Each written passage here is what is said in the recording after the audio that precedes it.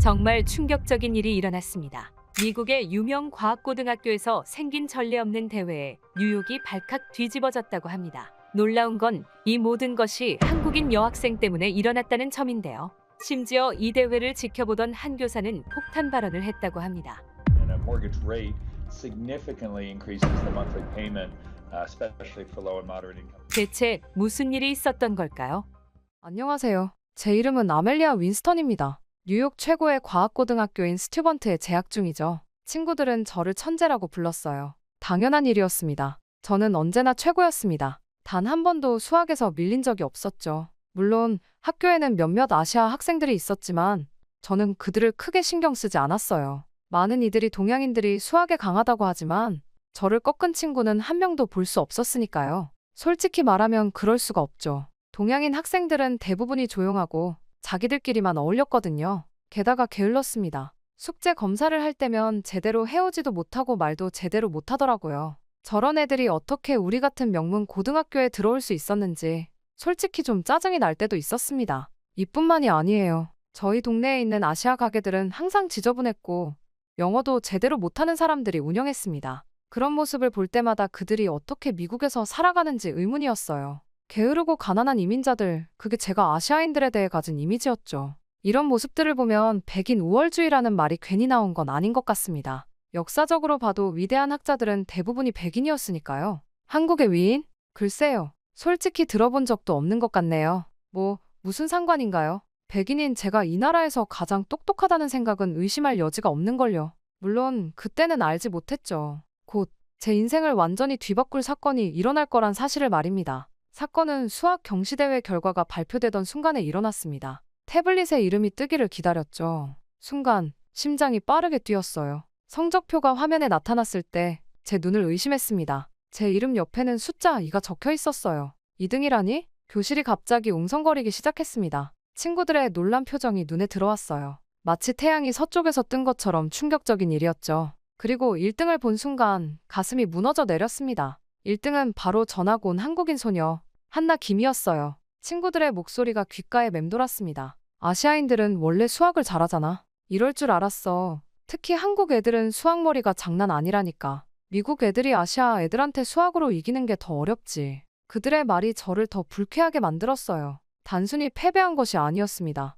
동양인에게 졌다는 사실이 저를 분노하게 만들었죠. 가난하고 게으르다고 생각했던 그들 중 한 명에게 말이에요. 순간 강렬한 열기가 얼굴을 타고 올라왔습니다. 손바닥에 손톱이 파고들었어요. 저는 한나를 향해 고개를 돌렸습니다. 그 순간 한나와 눈이 마주쳤죠. 한나는 차분했어요. 승리의 기쁨을 드러내지 않았습니다. 오히려 수줍은 미소를 지었죠. 그 모습이 저를 더 화나게 만들었습니다. 이건 실력이 아니라 운이었을 거라고 마음속으로 생각했어요. 아니면 커닝을 했을지도 모른다고요. 그렇게 믿고 싶었습니다. 의자를 밀고 일어섰어요. 교실이 순식간에 조용해졌습니다. 모든 시선이 저에게 향했죠. 한나에게 다가갔어요. 심장이 빠르게 뛰었습니다. 머릿속은 혼란스러웠지만 목소리는 단호했어요. 한나에게 다시 한번 실력을 겨뤄보자고 했습니다. 말이 입에서 튀어나온 순간 교실은 완전히 침묵에 빠졌어요. 친구들의 놀란 얼굴이 보였습니다. 선생님이 저희 쪽으로 성큼성큼 걸어왔죠. 선생님이 무슨 일인지 물었을 때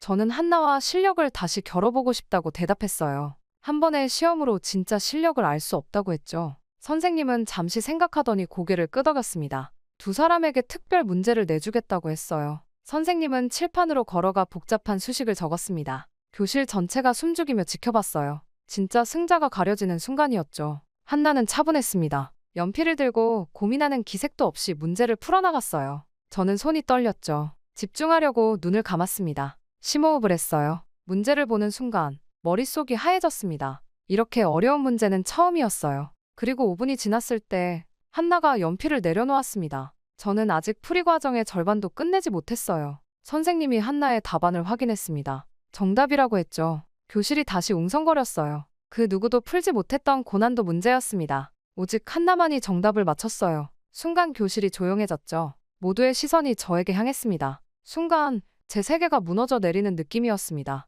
어떻게 저보다 뛰어난 사람이 있을 수 있죠? 특히 가난하고 게으르다고 생각했던 동양인이? 감정이 복잡하게 뒤엉켰어요. 분노, 충격, 부끄러움이 한꺼번에 밀려왔습니다. 한나가 저에게 다가와 손을 내밀었어요. 좋은 경쟁이었다는 말과 함께요. 한나의 목소리는 부드럽고 친절했습니다. 그 순간 부끄러움이 더 커졌어요. 하지만 자존심이 저를 붙잡았죠. 한나의 손을 무시하고 자리로 돌아갔습니다. 그날 집으로 돌아오는 길, 머릿속은 복잡했어요. 어떻게 이럴 수 있을까요? 저는 언제나 최고였습니다. 그런데 이제는 최고가 아니었죠. 처음으로 패배의 쓴맛을 보았어요. 더 괴로운 건 그 상대가 한국에서 온 소녀라는 사실이었습니다. 다음 날 학교에 도착했을 때 저는 여전히 분노에 차 있었습니다. 복도에서 친구들이 저를 보며 수군거리는 소리가 들렸어요. 모두가 제가 한나에게 패배한 사실을 알고 있었죠. 자존심이 크게 상했습니다. 수업 시간에 저는 계속 한나를 주시했어요. 그녀의 모든 행동이 눈에 거슬렸습니다. 필기하는 방식,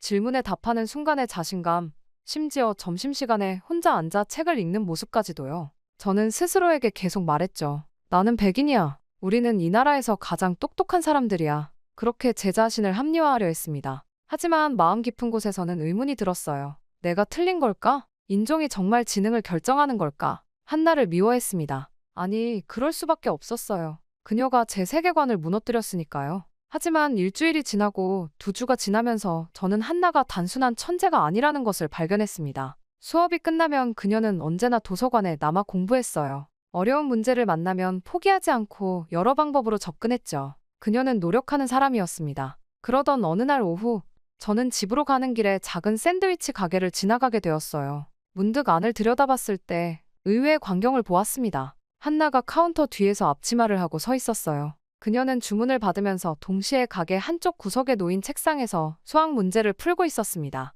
호기심에 가게 안으로 들어갔어요. 구석에서 나이든 여성이 기침을 하며 빵을 굽고 있었습니다. 한나의 어머니였어요. 그녀는 분명 몸이 좋지 않아 보였지만 쉬지 않고 일하고 있었죠. 한나는 저를 보고 잠시 놀란 표정을 지었습니다. 하지만 곧 미소를 지으며 주문을 받으려 했어요. 저는 아무것도 주문하지 않고 그냥 그들을 지켜봤습니다. 한나는 손님을 응대하고 계산하고 틈틈이 수학 문제를 풀었어요. 그녀에게 공부는 사치가 아니었습니다. 생존이었어요. 그 순간 저는 깨달았습니다.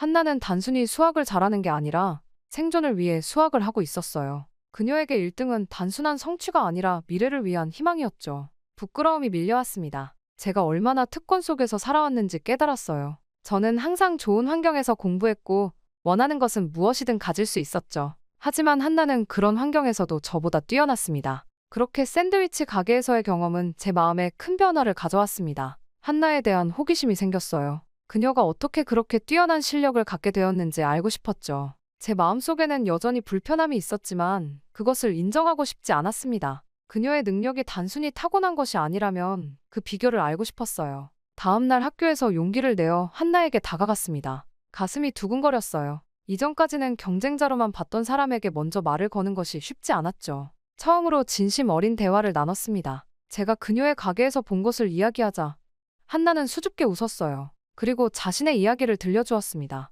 한나는 한국에서 자랐어요. 어릴 때부터 치열한 입시 경쟁 속에서 살았다고 합니다. 하지만 단순히 암기식 교육을 받은 게 아니었어요. 그녀는 자기주도 학습을 통해 문제를 해결하는 방식을 익혔다고 했습니다. 스스로 문제를 분석하고 여러 방법으로 접근하는 습관이 몸에 배어 있었죠. 한나의 설명을 들으며 저는 미국식 교육과의 차이점을 발견했습니다. 처음에는 믿기 어려웠어요. 미국에서는 선생님이 문제 해결 방법을 설명해주고 학생들은 그 방식을 따라하는 경우가 많았습니다. 하지만 한나는 선생님이 설명해주지 않아도 스스로 해결법을 찾는 능력을 갖추고 있었어요. 이것이 제가 그녀를 이길 수 없었던 이유였을까요? 저는 혼란스러웠지만 동시에 호기심이 커졌습니다. 집에 돌아와 부모님께 한나의 이야기를 전했어요. 마음속 깊은 곳에서는 여전히 인정하기 싫었지만 그녀의 방식에서 배울 점이 있다고 느꼈습니다. 놀랍게도 부모님은 큰 관심을 보이셨어요. 특히 아버지는 교육 분야에 관심이 많으셨죠. 그래서 그런지 한나의 학습 방식에 매료되셨습니다. 저녁 식사 시간에 아버지가 물으셨어요. 도대체 한국에서는 어떻게 교육을 받길래 저렇게 스스로 공부를 잘하지? 이 질문을 시작으로 우리 가족은 한국 교육에 대해 더 알아보기 시작했습니다. 인터넷으로 자료를 찾아보고 한인 커뮤니티의 강연에도 참석했어요. 처음에는 단순한 호기심이었지만 점점 더 한국의 교육 시스템과 문화에 진정한 관심이 생겼습니다. 그리고 제 마음속에는 불편한 감정이 서서히 존경심으로 바뀌기 시작했어요. 용기를 내어 한나의 가족을 저희 집에 초대했습니다. 처음에는 어색했어요. 제가 한나를 미워했던 것이 부끄러웠죠. 하지만 한나의 어머니는 매우 친절하셨습니다. 그녀는 한국 교육의 장단점에 대해 솔직하게 이야기해 주셨어요. 치열한 경쟁이 주는 스트레스도 있지만 그 속에서 단련되는 의지력과 문제 해결 능력이 학생들에게 큰 자산이 된다고 하셨죠. 그 자리에서 우리의 대화는 점점 더 깊어졌습니다. 한나의 어머니는 한국의 학원 문화, 대학 입시 제도, 그리고 학생들의 자기주도 학습법에 대해 상세히 설명해 주셨어요.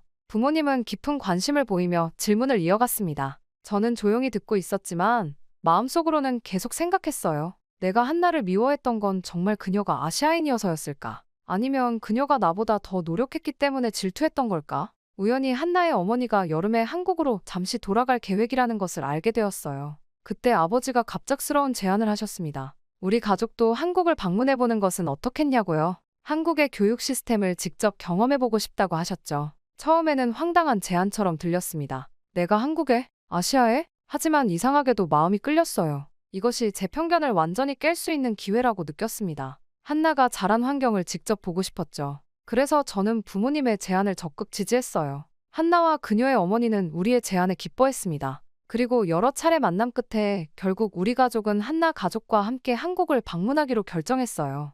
이후 도착한 인천공항에서 비행기에서 내리는 순간부터 모든 것이 새로웠습니다. 인천국제공항은 제가 상상했던 것과 완전히 달랐어요. 깨끗하고 현대적인 디자인, 효율적인 시스템이 눈에 띄었죠. 하지만 이건 시작에 불과했습니다. 공항에서 서울로 향하는 길, 창밖으로 보이는 풍경이 점점 도시화되어 갔어요. 저는 한국이 전통적인 건물들과 오래된 시장이 많은 나라일 거라고 생각했습니다. 영화에서 본 아시아의 모습을 떠올렸죠. 하지만 서울은 제 예상을 완전히 뒤엎었어요. 호텔에 짐을 풀고 한나와 함께 첫 탐험에 나섰습니다. 한나는 자랑스럽게 자신의 고향을 소개했어요. 거리마다 선명한 네온사인과 대형 스크린이 가득했습니다. 사람들은 모두 최신 스마트폰을 들고 있었고 카페마다 사람들이 노트북으로 작업하고 있었어요. 여기는 세계에서 가장 빠른 인터넷이 있어. 한나가 말했습니다. 어디서든 무료 와이파이를 찾을 수 있고 다운로드 속도도 엄청 빨라. 저는 믿기 힘들었어요. 아시아 국가가 이렇게 기술적으로 발전했다고는 생각하지 못했죠. 쇼핑몰을 방문했을 때는 더 놀랐습니다. 최첨단 기술을 활용한 매장들, 로봇 안내원, 디지털 피팅룸까지 있었어요. 이건 분명 뉴욕보다 더 발전된 모습이었습니다. 가장 충격적이었던 것은 서울 지하철이었어요. 깨끗하고 조용했으며 정확한 시간에 도착했죠. 플랫폼에는 안전 유리문이 설치되어 있었고 내부는 냉방이 완벽했습니다. 디지털 안내 시스템은 다국어를 지원했고 와이파이도 끊김없이 연결됐어요. 이건 뉴욕보다 더 발전된 도시잖아. 아버지가 놀라움을 감추지 못하며 말씀하셨습니다. 저도 같은 생각이었어요. 뉴욕 지하철은 지저분하고 종종 지연되었죠. 하지만 서울 지하철은 마치 미래에서 온 것 같았습니다. 거리를 걸으며 또 다른 놀라운 점을 발견했어요. 쓰레기통을 찾기 어려웠음에도 거리는 놀라울 정도로 깨끗했습니다. 사람들은 자신의 쓰레기를 가방에 넣어 집에 가져가는 것 같았어요. 공공장소에서의 질서 의식이 매우 높았죠. 둘째 날, 한나는 저를 특별한 곳으로 데려갔습니다.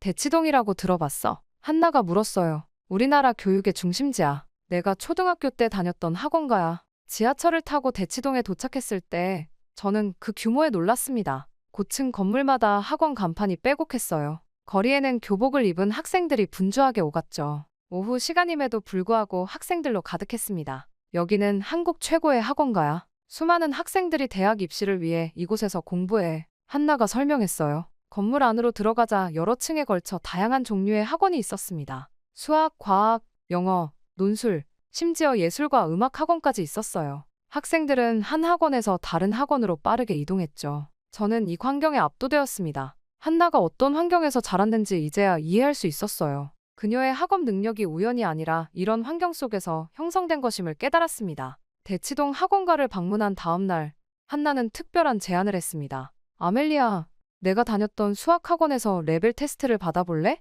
미국과 한국의 교육 차이를 직접 경험해 볼 수 있을 거야. 처음에는 망설였어요. 낯선 나라에서 시험을 본다는 생각이 부담스러웠습니다. 하지만 호기심이 더 컸죠. 결국 저는 동의했어요. 좋아, 해볼게. 다음 날 저희는 탑클래스라는 학원을 방문했습니다. 외관부터 미국의 학원과는 달랐어요. 현대적인 건물에 최첨단 시설을 갖추고 있었죠. 로비에 들어서자 학생들이 분주하게 움직이고 있었습니다. 모두 진지한 표정으로 공부에 몰두하고 있었어요. 학원장이 저를 반갑게 맞이했습니다. 한나의 소개로 저는 레벨 테스트를 받게 되었어요. 교실로 안내받아 들어가니 태블릿이 준비되어 있었습니다. 1시간 동안 수학 문제를 풀었어요. 난이도는 점점 높아졌죠. 테스트가 끝난 후 저는 곧바로 결과를 받았습니다. 선생님이 태블릿으로 제 답안을 분석하더니 상세한 그래프와 차트를 보여주셨어요. 놀랍게도 그것은 단순한 점수가 아니었습니다. 제 사고 과정과 문제 해결 패턴을 분석한 자료였어요. 아멜리아 학생은 기본 계산력은 뛰어나지만 추상적 개념을 실제 문제에 적용하는 부분에서 약점이 보입니다. 선생님이 정확하게 짚어내셨어요. 특히 기하학적 증명 과정에서 논리적 비약이 있네요. 저는 깜짝 놀랐습니다. 미국에서는 단순히 맞고 틀린 문제 수만 알려줄 뿐이었는데 이곳에서는 제가 어떻게 생각하는지까지 분석했어요. 게다가 제 약점을 정확히 짚어내는 것이 충격적이었습니다. 선생님은 계속해서 제게 맞춤형 학습 계획을 제안했어요. 이런 패턴의 학생들에게는 구체적인 예시에서 추상적 개념으로 연결하는 훈련이 필요합니다. 이 방식으로 접근하면 2-3주 안에 상당한 향상이 있을 겁니다. 그 순간 저는 깨달았습니다. 한나의 학습 방식이 바로 이곳에서 시작되었다는 것을요. 그녀가 왜 그렇게 문제 해결 능력이 뛰어난지 이해할 수 있었어요. 이곳은 단순히 문제를 푸는 방법을 가르치는 것이 아니라 학생의 약점을 분석하고 맞춤형 교육을 제공하는 방식으로 운영되고 있었습니다. 단순히 암기하는 게 아니라 스스로 약점을 극복하도록 만드는 거구나. 제 마음속으로 생각했어요. 그날 오후 저는 실제로 한국 학생들과 함께 수업에 참여했습니다. 처음에는 언어 장벽이 걱정되었지만 수학은 보편적인 언어였어요. 선생님은 문제를 제시한 후 학생들이 스스로 해결책을 찾도록 유도했습니다. 답을 바로 알려주지 않고 다양한 접근 방식을 생각해보게 했어요. 미국에서는 대부분 선생님이 문제 풀이 방법을 단계별로 설명하고 학생들은 그대로 따라하는 방식이었습니다. 하지만 여기서는 학생들이 스스로 생각하고 답을 찾아가는 과정이 중요했어요. 선생님은 단지 안내자 역할을 할 뿐이었죠. 수업이 끝난 후 한나에게 제 생각을 나눴습니다. 이제 내가 왜 그렇게 문제 해결 능력이 뛰어난지 알겠어. 여기서는 정말 다르게 가르치는구나. 한나는 미소를 지었어요. 맞아. 여기서는 왜라는 질문이 중요해. 단순히 공식을 외우는 게 아니라 그 공식이 왜 그렇게 되는지 이해하는 거지. 학원 경험 이후 저는 한국 사회의 다른 측면들에도 관심을 갖게 되었습니다. 한나의 가족은 저희가 한국에서 한 달을 보내는 동안 다양한 장소를 방문할 수 있도록 일정을 계획해 주었어요. 이 여행은 단순한 관광이 아니라 한국인들의 일상을 경험하는 시간이었죠. 첫 번째로 놀란 일은 카페에서 있었습니다. 사람들이 자리를 맡기 위해 노트북이나 가방 같은 귀중품을 테이블에 두고 음료를 주문하러 가는 모습을 봤어요. 미국에서는 상상도 할 수 없는 일이었죠. 한나에게 물어봤습니다. 사람들이 물건을 그냥 놔두고 가도 괜찮아? 누가 훔쳐가지 않아? 한나는 의아한 표정을 지었어요. 여기선 그런 일이 거의 없어. 공공장소에서 물건을 훔치는 건 큰 범죄로 여겨지거든. 실제로 그 카페에서 1시간 동안 지켜봤지만 아무도 남의 물건에 손을 대지 않았습니다. 오히려 자리가 부족한 사람들이 먼저 와서 양해를 구하는 모습이 인상적이었어요. 지하철 이용도 문화적 충격이었습니다. 출퇴근 시간에 수많은 사람들이 몰렸지만 모두가 질서 있게 줄을 서서 기다렸어요. 미국 뉴욕에서는 사람들이 서로 밀치고 먼저 타려고 하는 경우가 많았죠. 하지만 서울에서는 플랫폼에 그려진 선 뒤에 사람들이 차분히 기다렸습니다. 심지어 노약자를 위한 좌석을 양보하는 모습도 자연스러웠어요. 한나와 함께 연극 공연을 보러 갔을 때는 더 놀라운 경험을 했습니다. 공연이 끝난 후 관객들이 자발적으로 자신의 자리 주변 쓰레기를 정리하는 모습을 봤어요. 빈 음료수 캔, 과자 봉지, 프로그램 책자까지 모두 수거해 나갔죠. 청소부의 일을 덜어주기 위한 작은 배려였습니다. 뉴욕에서는 상상도 할 수 없는 일이야. 저는 한나에게 말했어요. 사람들은 보통 자기 자리에 쓰레기를 그냥 두고 나가. 한나는 미소를 지었습니다. 여기선 어릴 때부터 공공장소를 내 집처럼 깨끗하게 사용하라고 배워. 다른 사람을 배려하는 건 기본적인 예절이거든. 한국에서의 일상 속에서 저는 미국과 비교했을 때 한국의 시민 의식이 훨씬 높다는 것을 체감했어요. 사람들은 개인의 편의보다 공동체의 질서와 청결을 중요시했죠. 길에 쓰레기를 함부로 버리는 사람도 거의 보지 못했습니다. 식당에서의 경험도 특별했어요. 테이블마다 호출 버튼이 있어 필요할 때 직원을 부를 수 있었고 음식이 나오는 속도도 놀라울 정도로 빨랐습니다. 결제는 테이블에서 바로 이루어졌고 팀 문화가 없어 정확한 금액만 지불하면 됐어요. 이런 경험들이 쌓이면서 저는 점점 더 제 자신의 편견에 대해 생각하게 되었습니다. 아시아 국가들이 뒤처지고 비위생적이라는 선입견은 완전히 잘못된 것이었어요. 오히려 많은 면에서 미국보다 더 발전되고 질서 있는 사회였습니다. 내가 얼마나 편견에 갇혀 있었는지. 어느 날 밤 호텔 창문으로 서울의 밤 풍경을 바라보며 생각했어요. 반짝이는 도시의 불빛들이 제 과거의 생각들을 밝게 비추는 것 같았습니다. 한국에서의 마지막 주, 저는 한나에게 특별한 부탁을 했습니다. 내가 어떻게 공부하는지 가르쳐 줄 수 있어? 한나는 기쁘게 동의했어요. 그렇게 우리는 매일 몇 시간씩 함께 공부하기 시작했습니다. 한나의 학습 방식은 정말 특별했어요. 그녀는 문제를 풀기 전에 항상 전체적인 맥락을 이해하려고 했습니다. 단순히 공식을 외우는 것이 아니라 그 공식이 어디서 왔는지, 왜 그렇게 되는지 근본적인 원리를 파악했어요. 또한 한 문제를 여러 가지 방법으로 접근하는 습관이 있었죠. 항상 다른 방법을 생각해봐. 한나가 말했습니다. 정답에 도달하는 길은 하나가 아니야. 저는 이전에는 단순히 선생님이 가르쳐준 방법만 사용했어요. 하지만 한나의 방식을 따라하면서 수학에 대한 이해가 깊어지기 시작했습니다. 문제풀이가 기계적인 작업이 아니라 창의적인 과정이 되었죠. 한나는 또한 자신의 약점을 정확히 파악하고 그 부분을 집중적으로 보완하는 학습법을 가르쳐줬어요. 대치동 학원에서 배운 맞춤형 학습 방식을 그녀는 스스로 실천하고 있었습니다.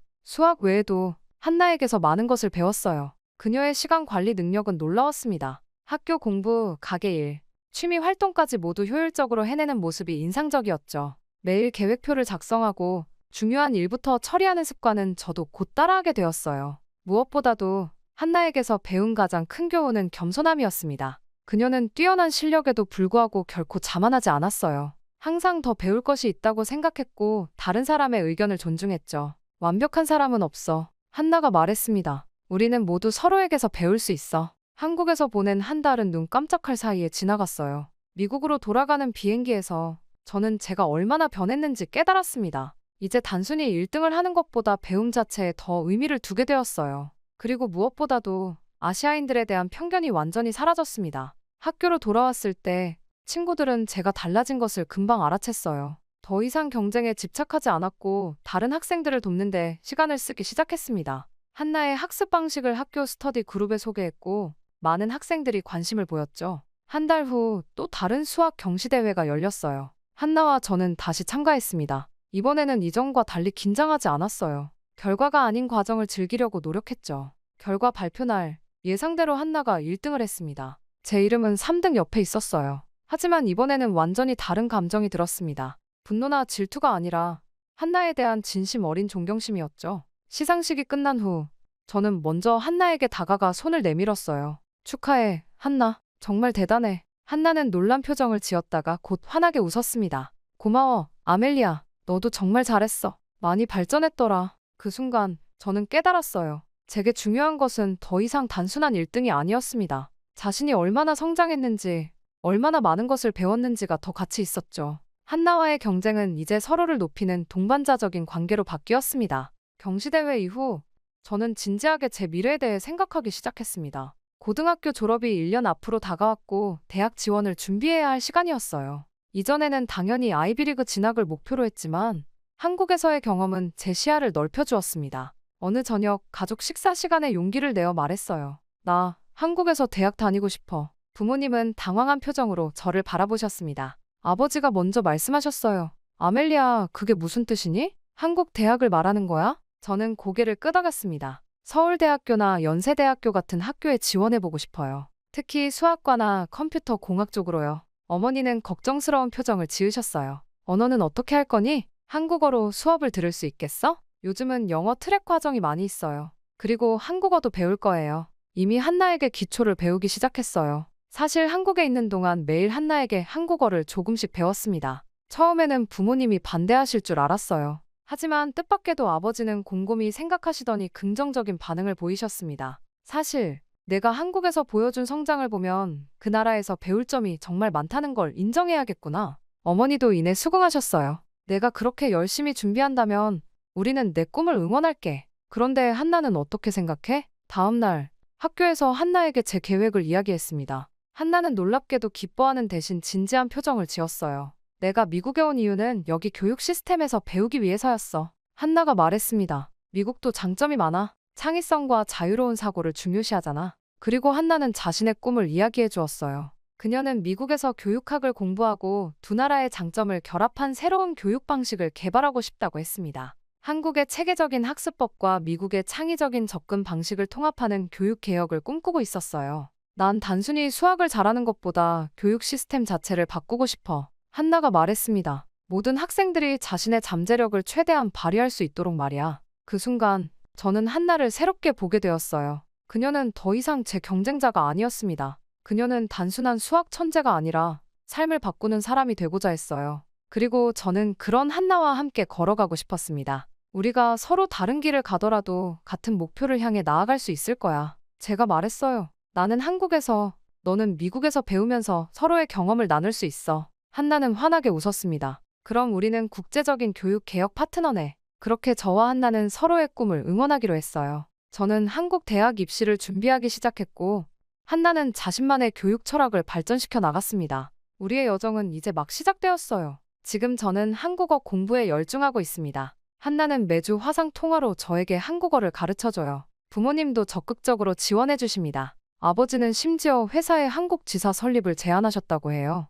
그렇게 되면 가족 모두가 함께 한국에서 시간을 보낼 수도 있을 거예요. 백인 우월주의에 사로잡혀 있던 저는 이제 새로운 세계를 발견했습니다. 한 작은 샌드위치 가게에서 시작된 경쟁이 제 인생의 방향을 완전히 바꿔놓았어요. 한나 덕분에 저는 더 넓은 세상을 보게 되었고, 진정한 성장이 무엇인지 깨달았습니다.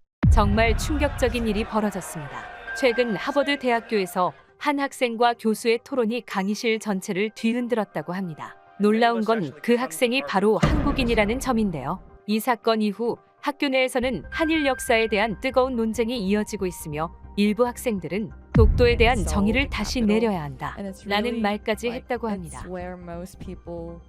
대체 강의실에서 무슨 일이 있었던 걸까요? 안녕하세요. 저는 셀레나라고 합니다. 세계 최고 명문대학인 하버드 대학교 국제관계학과 3학년이죠. 솔직히 말해서 저는 아시아 국가들에 대해 별로 관심이 없었습니다. 특히 한국이라는 나라는 정말 하찮게 생각했어요. 그냥 세계 지도에서 존재감 없이 끼어있는 작은 점, 중국과 일본 사이에 낀 무의미한 공간 정도로 여겼죠. 그래서 한국이 일본의 식민지였다는 것도 당연하게 느껴졌죠. 그 정도 가치밖에 없는 나라니까요. 한국은 문화도 일본이나 중국에서 베낀 것뿐이지 않아 자기들만의 독창적인 것이 뭐가 있는데, 이런 말을 할 때면 친구들과 함께 웃곤 했습니다. 한국은 그저 중국과 일본의 열등한 모방품, 가치 있는 것을 창조한 적 없는 나라라고 생각했어요. 전쟁으로 분단된 불쌍한 나라, 미국의 원조가 없었다면 존재하지도 못했을 국가, 중국과 일본의 그림자 속에 영원히 갇힌 존재라고 여겼죠. 심지어 지금은 대통령도 없는 무질서한 나라라고 생각했죠. 곧 북한이 전쟁을 일으킨다면 금방 잡아먹힐 그런 나라 말입니다.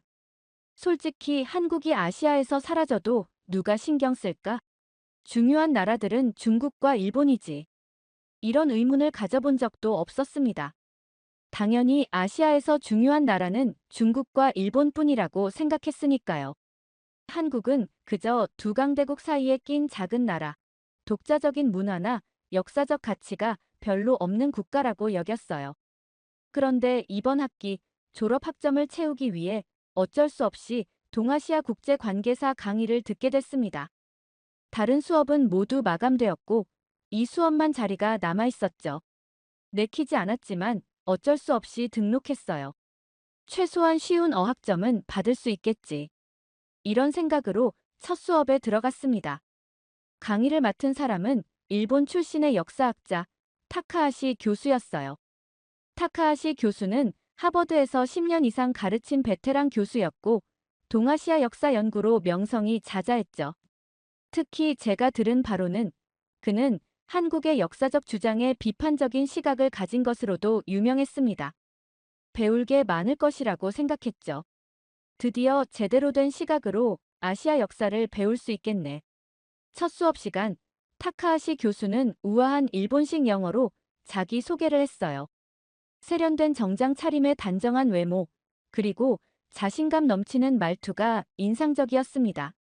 강의 계획서를 보니 중국, 일본, 한국, 그리고 동남아시아 국가들의 관계를 다루는 내용이었죠. 이번 학기 동안 우리는 동아시아의 복잡한 국제관계를 탐구할 것입니다. 특히 역사적 사실에 기반한 객관적 시각으로 접근하겠습니다.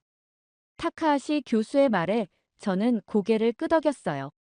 객관적 사실이라니 당연히 한국보다는 일본과 중국이 역사적으로 더 중요했을 테니까요. 수업이 진행될수록 타카하시 교수는 중국과 일본의 역사적 중요성을 강조했고 한국에 대해서는 중국 문화의 전달자 정도로만 언급했습니다. 뭐 예상대로네. 저는 그의 강의에 별다른 의문을 품지 않았어요. 오히려 제 기존 생각을 확인시켜주는 것 같아 안심했죠. 강의실에는 몇몇 한국인 학생들도 있었는데 그들의 표정이 불편해 보일 때마다 저는 속으로 생각했습니다.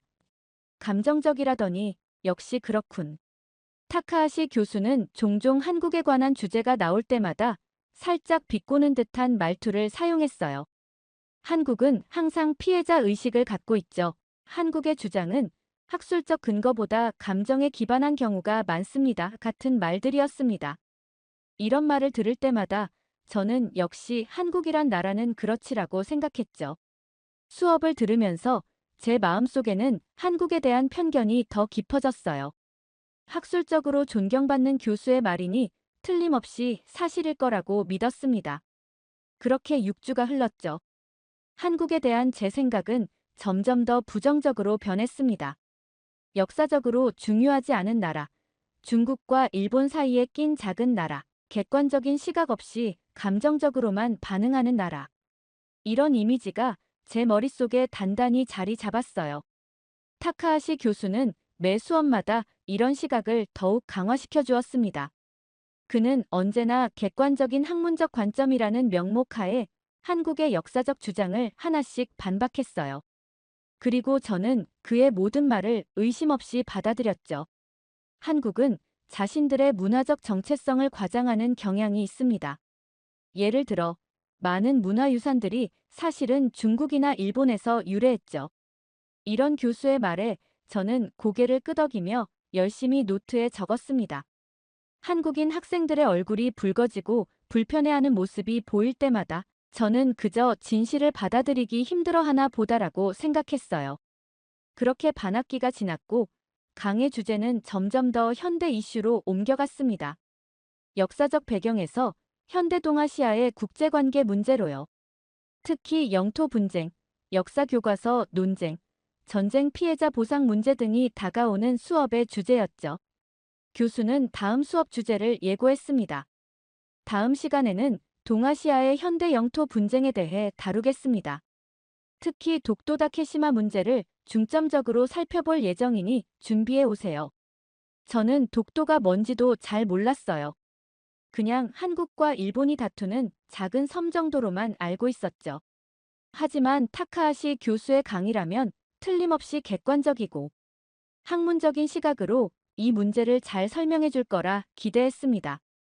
다음 날 강의실에 들어서자 학생들로 가득 찼습니다.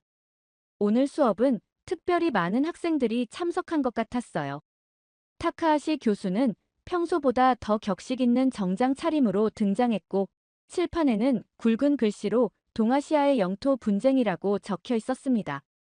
자, 오늘은 현대 동아시아에서 진행 중인 주요 영토 분쟁들에 대해 살펴보겠습니다.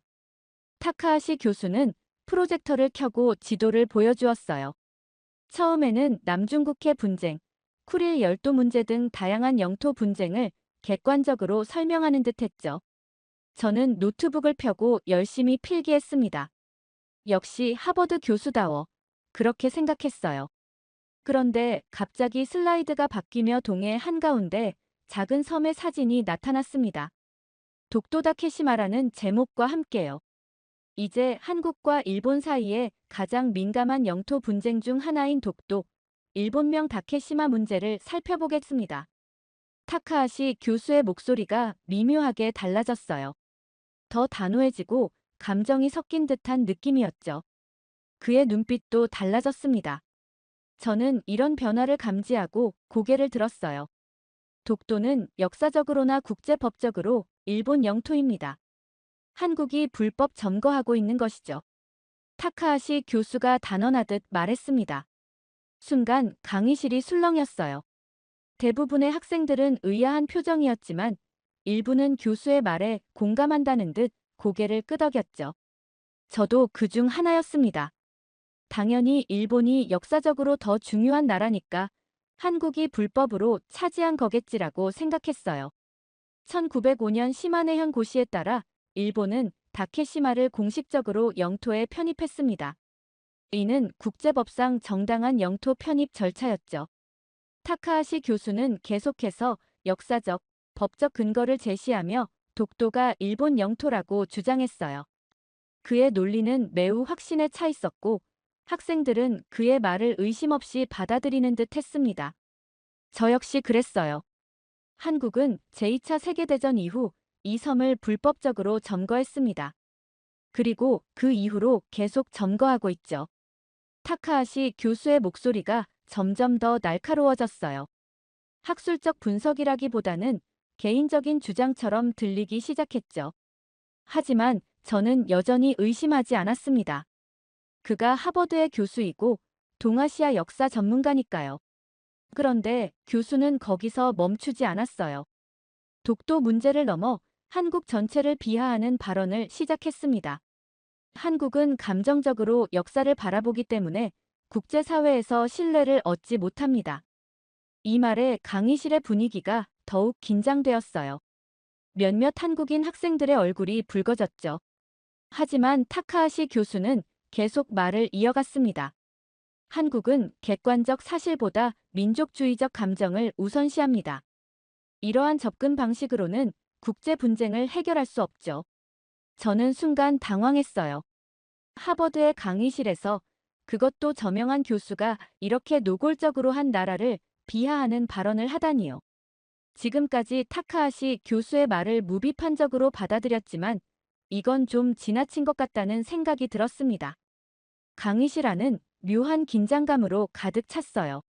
일부 학생들은 불편한 표정으로 서로를 쳐다봤고 다른 학생들은 열심히 필기를 계속했죠.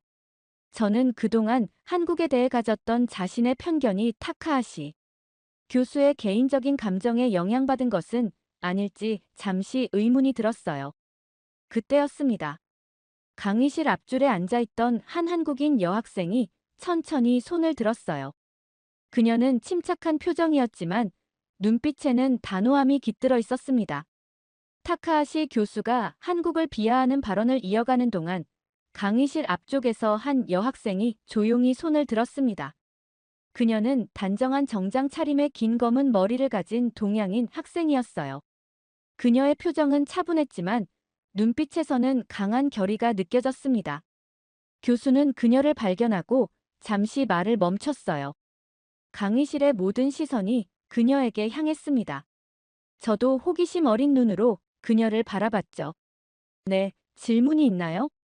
타카하시 교수가 약간 거만한 목소리로 물었습니다.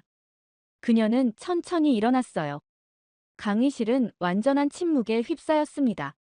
제 이름은 이지윤입니다. 그녀의 목소리는 조용했지만 강단이 느껴졌어요. 영어 발음이 완벽했고 자신감 있는 태도가 인상적이었습니다. 교수님, 지금 하신 말씀은 역사적 사실과 맞지 않습니다. 그녀의 말에 강의실 전체가 순간 정적에 휩싸였어요. 학생들은 놀란 표정으로 서로를 쳐다보았고 일부는 흥미롭다는 듯 고개를 들었습니다. 저는 그녀의 대담함에 놀랐어요. 하버드의 유명한 교수에게 감히 틀렸다고 라는 생각이 들었죠. 타카하시 교수는 코웃음을 치며 말했습니다. 아, 한국 학생이군요. 감정을 배제하고 객관적인 시각을 가져야겠죠? 그의 말투에는 비웃는 듯한 뉘앙스가 담겨 있었어요. 마치 그녀의 의견은 이미 감정적이고 주관적이라고 단정 짓는 듯했죠. 이 순간 저는 교수의 태도가 학문적이라기보다 개인적인 편견처럼 느껴졌습니다. 하지만 지유는 전혀 흔들리지 않았어요. 그녀의 표정은 여전히 차분했고 목소리도 흔들림이 없었습니다. 1951년 샌프란시스코 조약에서 독도는 한국 영토로 간주되었습니다. 교수님께서는 이 부분을 의도적으로 무시하고 계시네요. 그녀의 말은 단순한 반박이 아니라 구체적인 역사적 사실을 언급했어요. 강의실 안의 학생들은 더욱 집중하기 시작했고 몇몇은 노트북을 열어 그녀의 말을 검색하기 시작했습니다. 저도 궁금해져서 샌프란시스코 조약 독도라고 검색했어요. 타카하시 교수의 얼굴이 잠시 굳었습니다. 그는 명백히 당황한 기색을 보였지만 곧 태연한 표정을 지으며 반박했어요. 하지만 조약에서 독도가 명확히 한국 영토라고 명시되지 않았어요. 그 말은 독도가 한국 땅이라는 증거도 없다는 것이죠. 교수는 자신의 전문성을 내세우며 자신감 있게 말했지만 그의 목소리에서 미세한 불안감이 느껴졌습니다. 이전처럼 완벽하게 통제된 어조가 아니었어요. 지우는 잠시 생각하더니 차분하게 대답했습니다. 그렇다면 조약에 명시되지 않은 모든 섬이 주인 없는 땅이 된다는 말인가요? 그녀의 질문은 단순하면서도 교수의 논리를 정확히 공격했어요. 강의실이 다시 술렁였습니다. 학생들은 서로 작은 소리로 이야기를 나누기 시작했고 몇몇은 감탄하는 듯한 표정을 지었습니다. 저는 점점 지훈의 논리에 끌리기 시작했어요. 처음에는 그냥 감정적인 한국 학생의 반발이라고 생각했는데 그녀의 질문은 놀라울 정도로 논리적이었죠. 특히 교수의 주장을 그대로 받아들여도 그 논리적 결함을 지적한 방식이 인상적이었습니다. 타카하시 교수의 얼굴이 살짝 붉어졌어요. 그는 명백히 당황한 기색이었지만 여전히 전문가로서의 권위를 유지하려 노력했습니다. 물론 그렇지 않습니다. 하지만 독도의 경우 일본이 1905년부터 실효적으로 지배해왔다는 역사적 증거가 있어요. 교수는 주제를 살짝 바꾸며 반격을 시도했습니다. 하지만 지우는 이미 학생들의 관심을 사로잡은 상태였어요. 강의실 전체가 그녀의 다음 반응을 기다리고 있었죠. 저는 그동안 한국에 대해 가졌던 편견이 조금씩 흔들리는 것을 느꼈습니다. 이 학생은 정말 감정적이지 않아. 오히려 교수보다 더 논리적인 것 같은데? 라는 생각이 들었어요. 지훈의 논리적인 반박에 강의실의 분위기가 미묘하게 바뀌기 시작했어요. 학생들은 이제 단순히 교수의 말을 받아 적는 대신 두 사람의 논쟁을 주의 깊게 지켜보고 있었죠. 저도 고개를 들고 집중하기 시작했습니다. 처음으로 한국에 대한 제 편견이 흔들리는 것을 느꼈어요. 타카하시 교수는 잠시 침묵했다가 다시 자신감 있는 태도로 반박을 시도했습니다. 일본은 1905년부터 독도를 실효적으로 지배하고 있었습니다. 한국이 이를 강제로 점거한 것입니다. 그의 목소리에는 학자로서의 권위가 실려 있었어요. 마치 이 사실은 이미 학계에서 인정된 것이니 더 이상의 반박은 무의미하다는 듯한 어조였죠. 그는 자신 있게 슬라이드를 넘겨 1905년 일본 정부의 공식 문서를 보여주었습니다. 그러자 지우는 피식 웃으며 대답했어요. 그녀의 미소에는 타카하시 교수의 논리적 허점을 꿰뚫어 본 사람의 여유가 담겨 있었습니다. 1905년이면 일본이 한국을 강제 점령하기 시작한 시기죠. 그 논리대로라면 그때 일본이 점령한 모든 한국 땅이 일본 땅이 되는 겁니까? 순간 강의실에 웃음소리가 터져 나왔어요. 몇몇 학생들은 서로를 쳐다보며 미소를 지었고 다른 학생들은 놀란 표정으로 교수의 반응을 지켜봤습니다. 저도 모르게 웃음이 나왔어요. 지훈의 반박은 너무나 명쾌했거든요. 타카하시 교수의 표정이 굳어졌습니다. 그의 이마에 땀이 맺히기 시작했고 안경을 다시 올리며 시간을 벌려는 듯 했어요. 그는 분명히 당황했지만 여전히 교수로서의 권위를 잃고 싶지 않은 듯 말을 이어갔습니다. 그건 다른 문제입니다. 우리는 지금 독도에 대해 이야기하고 있어요. 한국은 역사적으로 독도를 실효적으로 지배한 적이 없습니다. 그의 목소리가 약간 높아졌어요. 더 이상 차분한 학자의 어조가 아니라 자신의 주장을 방어하려는 필사적인 느낌이 묻어났습니다. 강의실 안에 긴장감이 고조되었죠. 그러자 지훈이 강한 어조로 말했습니다. 그녀의 목소리는 여전히 차분했지만 이전보다 더 강력한 확신이 담겨 있었어요. 교수님, 512년 신라 지증왕 때부터 독도는 한국 영토였습니다. 세종실록에도 독도 관련 기록이 나오고요. 일본의 지도에서도 18세기까지 독도를 일본 영토로 표기하지 않았죠. 지우는 자신의 가방에서 노트북을 꺼내 빠르게 무언가를 검색한 후 화면을 돌려 학생들에게 보여주었어요. 거기엔 고대 지도와 문헌 기록이 있었죠. 저는 놀랐습니다. 그녀는 준비가 철저했어요. 감정적인 반응이 아니라 역사적 증거를 바탕으로 차분하게 반박하고 있었거든요. 이건 1696년 일본 도토리번의 공식 문서입니다. 울릉도와 독도는 일본 땅이 아니다라고 명시하고 있어요. 강의실은 완전한 침묵에 빠졌습니다. 학생들은 이제 완전히 지훈의 말에 집중하고 있었고 몇몇은 빠르게 필기를 하기 시작했어요. 저도 그중 하나였습니다. 지금까지 한국에 대해 가졌던 제 생각이 잘못됐을 수도 있다는 의문이 들기 시작했거든요. 타카하시 교수는 말을 잇지 못했습니다. 그는 몇 번이고 입을 열었다 닫았지만 적절한 반박을 찾지 못하는 듯 했어요. 결국 그는 자료를 정리하며 시간을 벌려고 했죠. 강의실 분위기가 완전히 지훈에게 기울기 시작했어요. 학생들은 이제 그녀를 존경하는 눈빛으로 바라보고 있었습니다. 저도 그랬어요. 처음에는 감정적인 한국 학생이라고 생각했는데 그녀는 오히려 교수보다 더 학자다운 모습을 보여주고 있었거든요. 타카하시 교수는 마지막 시도를 했습니다. 그는 목소리를 가다듬고 다시 권위 있는 척 말했어요. 그런 고대 문헌들은 해석의 여지가 많습니다. 현대 국제법적 관점에서 봐야. 하지만 그의 말은 이미 설득력을 잃고 있었습니다. 학생들의 표정에서 그것을 읽을 수 있었어요.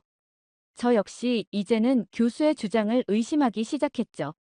타카하시 교수는 더 이상 지훈의 논리적인 반박에 대응하지 못했어요. 그는 잠시 멍한 표정으로 서 있다가 서류를 정리하며 어색하게 말했습니다.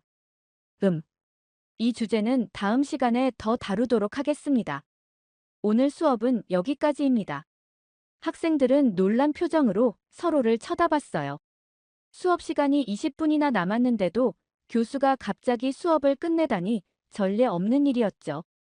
지우는 자리에 앉으며 조용히 노트북을 닫았습니다. 그녀의 표정은 차분했지만 눈빛에서는 작은 승리의 기쁨이 느껴졌어요. 저는 멍하니 앉아 있었습니다. 머릿속이 복잡했어요. 지금까지 한국과 일본의 역사에 대해 깊이 알지 못했어요. 솔직히 말해서 두 나라가 계속 다투고 있다고만 생각했죠.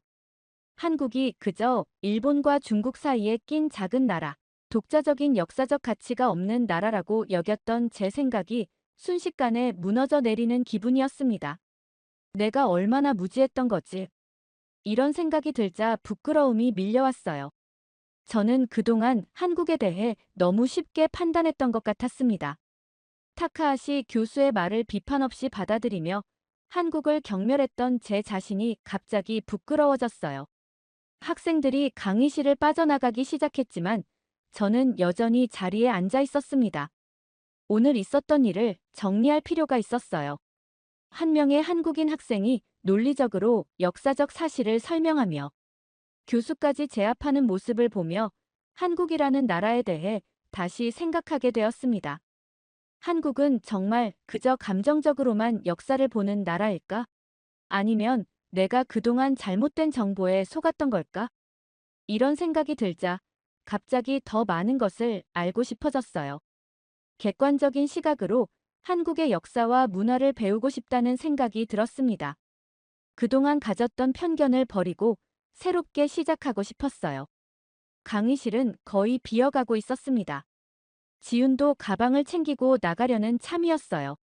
저는 갑자기 결심했습니다. 용기를 내어 그녀에게 다가갔어요. 저기, 지훈. 그녀가 돌아보았습니다. 가까이서 보니 그녀는 생각보다 더 자신감 있어 보였어요. 단정한 외모와 지적인 분위기가 느껴졌습니다. 네. 그녀가 미소를 지으며 대답했어요. 저는 약간 떨리는 목소리로 말했습니다. 아까 정말 대단했어. 난 한국에 대해 잘 몰랐는데 내 말을 듣고 다시 공부해봐야겠다는 생각이 들었어. 솔직히 말하는 것이 조금 부끄러웠지만 저는 진심이었어요. 그녀의 논리적인 태도와 지식에 감명받았거든요. 지우는 더 환하게 미소를 지으며 말했습니다. 역사는 감정이 아니라 사실로 보는 거야.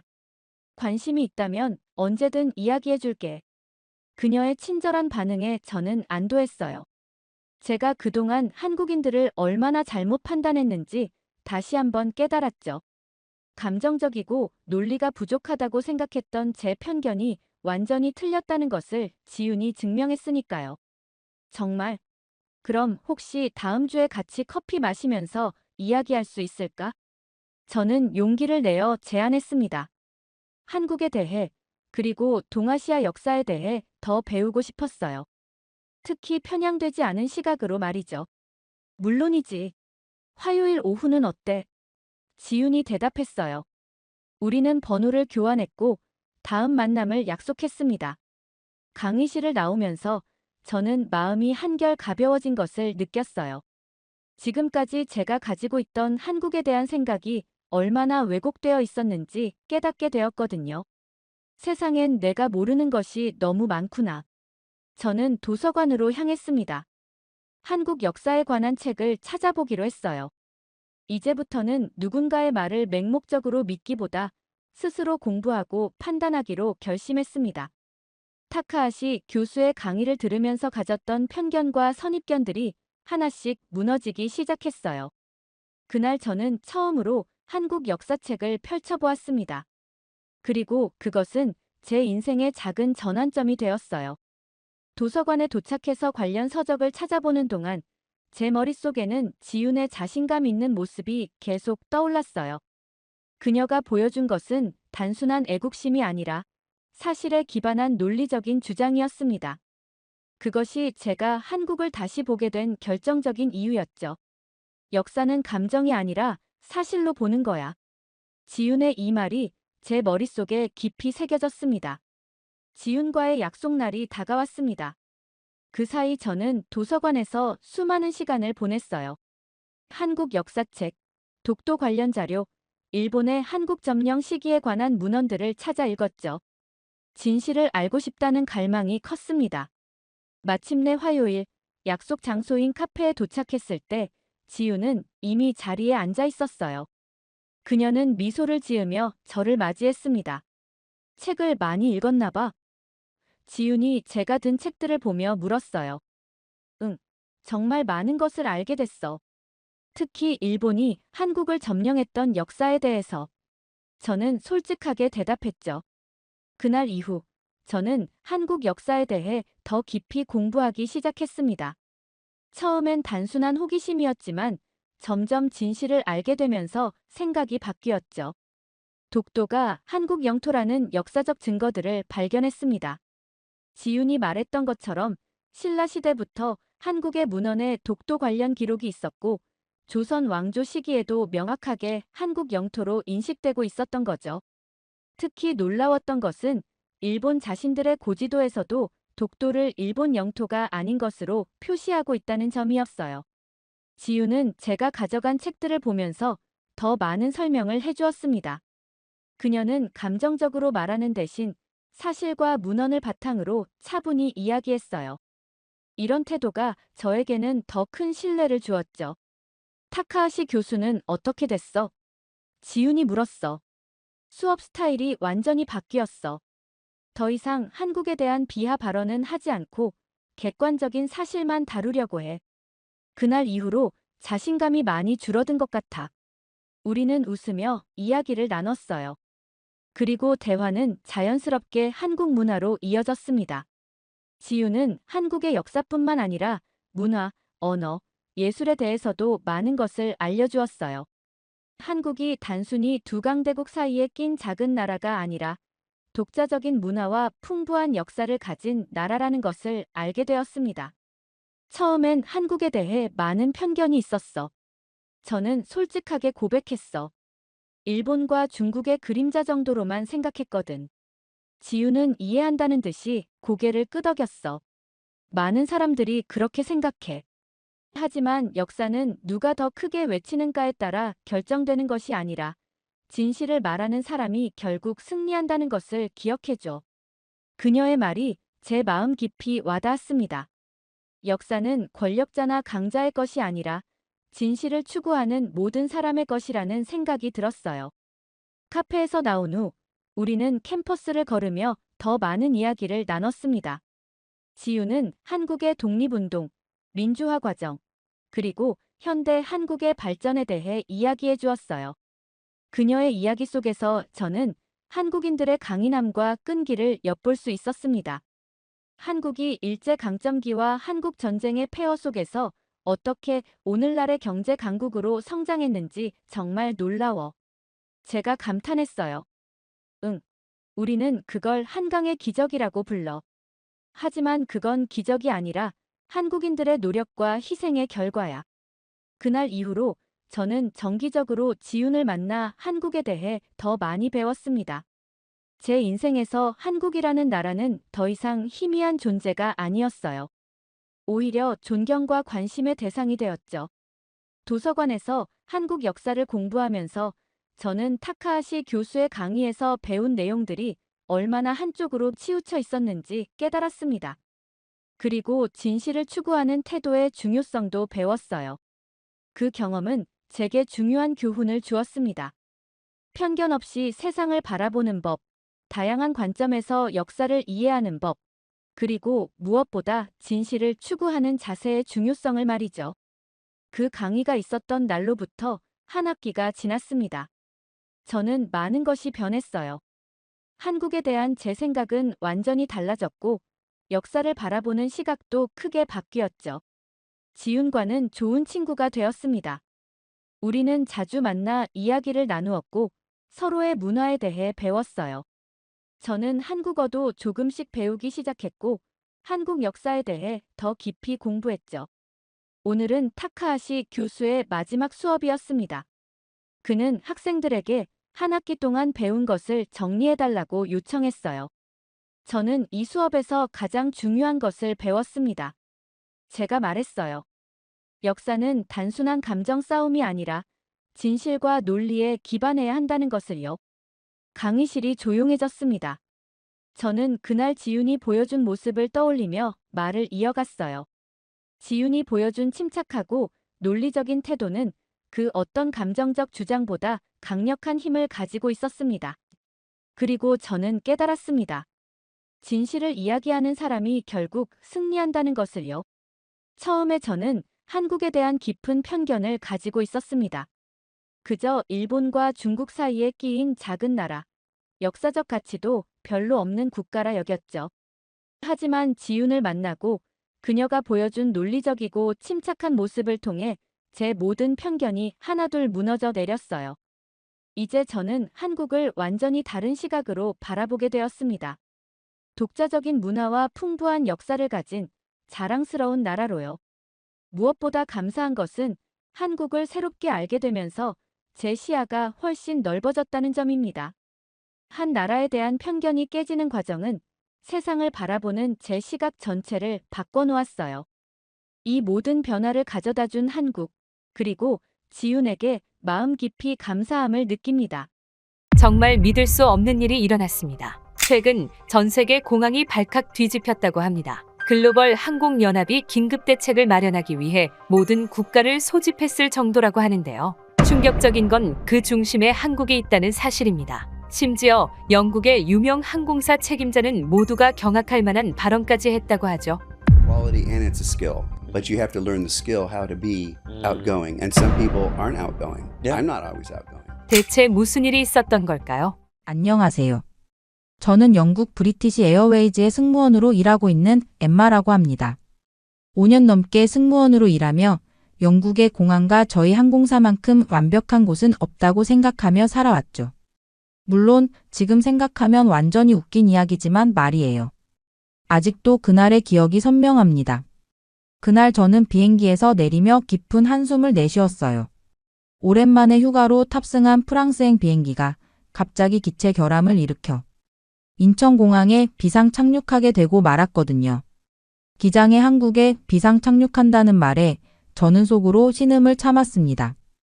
대체 왜 하필 한국이야? 최악이네. 저는 캐리어를 꽉 쥐며 중얼거렸습니다. 솔직히 말하자면 저는 한국에 대해 좋은 인상을 갖고 있지 않았거든요. 바로 같은 항공사에서 일하는 중국인 동료 루이 때문이었죠.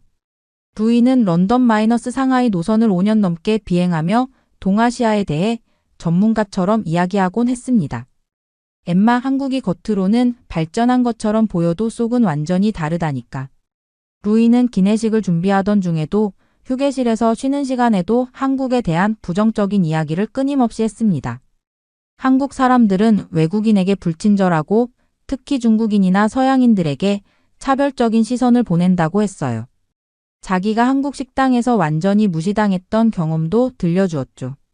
처음으로 한국에 방문해 설레는 마음으로 식당을 들어갔는데 그곳의 사람들이 중국인은 나가라며 자신을 완전히 문전박대했다고 하더군요. 그 말에 저는 충격을 받았습니다. 어떻게 그런 짓을 할 수가 있을까요? 중요한 건 이런 일이 한두 번이 아니라고 했어요. 외국인에 대한 시선이 좋지 않고 아직도 그들의 수준은 80년대에 머물러 있다고 하더군요. 아마 여행을 가게 되면 큰 수치심을 느낄 거라고 했어요. 이뿐만이 아니었습니다. 루이는 손을 휘저으며 음식에 대해서도 혹평했죠. 한국 음식은 너무 맵고 짜서 진짜 맛을 느낄 수 없다고요. 중국 음식은 섬세한데 비해 한국은 그냥 고춧가루만 잔뜩 넣는다고 깎아내렸죠. 또 한국의 위생 상태에 대해서도 비판했어요. 길거리는 겉으로 깨끗해 보여도 구석구석은 엉망이라면서 특히 공중화장실은 들어가기 무서울 정도로 더럽다고 강조했습니다. 물론 처음에는 반신반의했지만 루이가 워낙 확신에 찬 목소리로 말하다 보니 저도 모르게 한국에 대한 부정적인 이미지가 쌓여갔어요. 오랜 기간 동안 이 이야기를 들어온 다른 승무원들도 루이의 말에 고개를 끄덕이며 한국보다는 일본이나 싱가포르를 선호한다고 했습니다. 난 도쿄가 훨씬 좋아. 적어도 거기서는 사람들이 예의 바르게 대해주잖아. 맞아, 홍콩이나 싱가포르는 국제적이지만 한국은 너무 폐쇄적이야.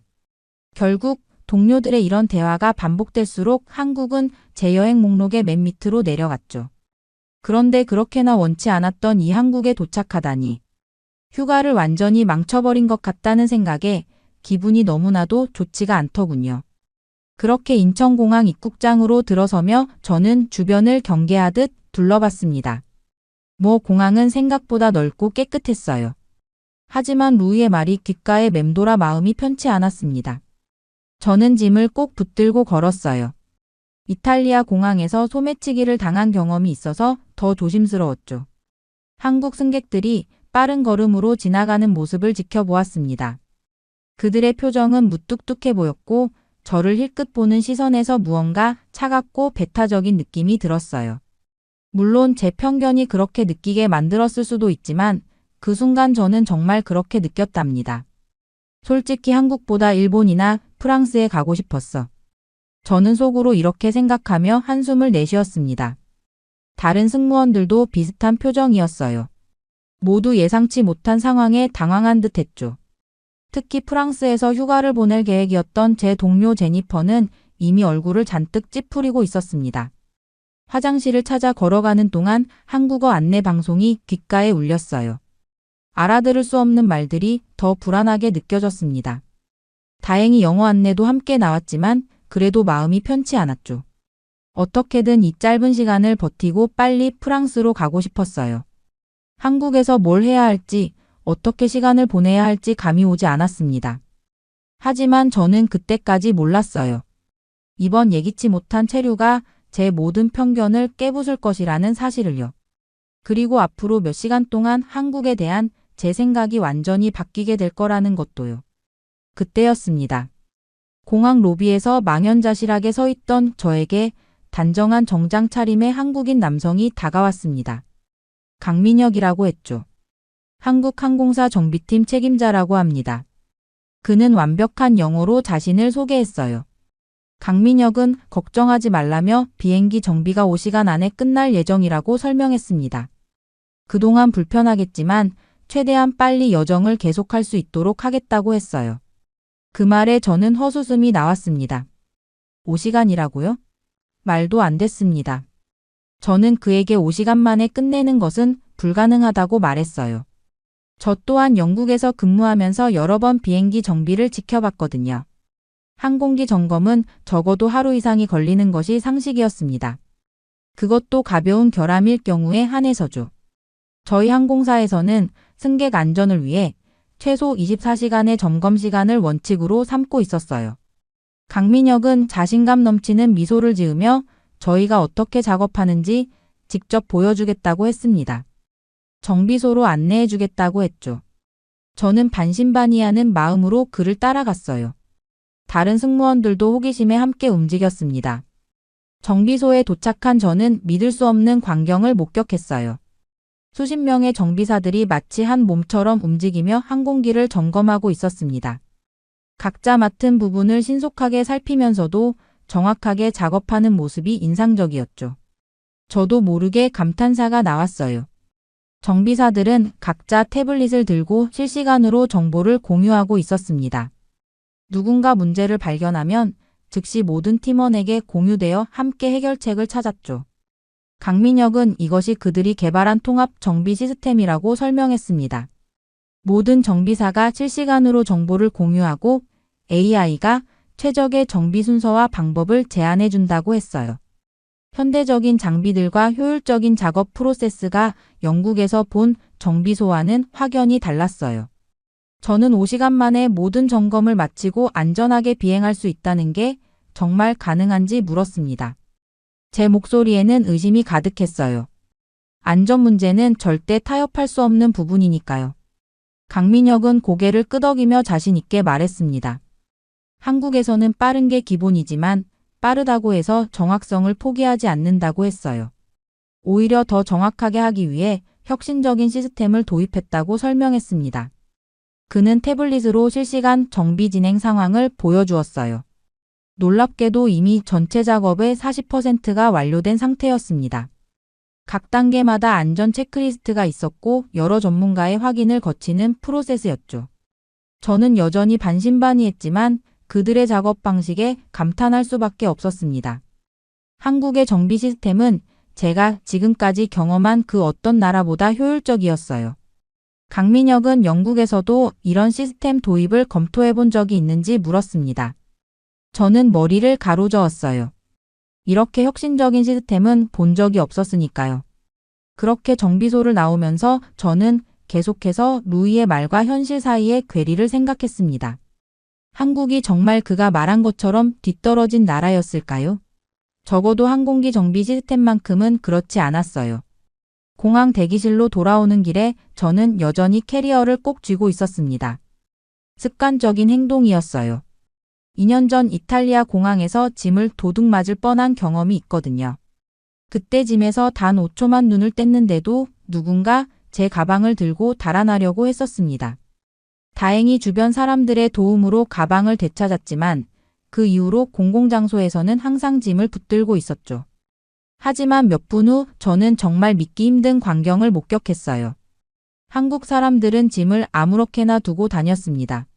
제 앞에 앉아있던 비즈니스맨은 고가의 노트북을 테이블 위에 그대로 둔 채 화장실로 향했어요.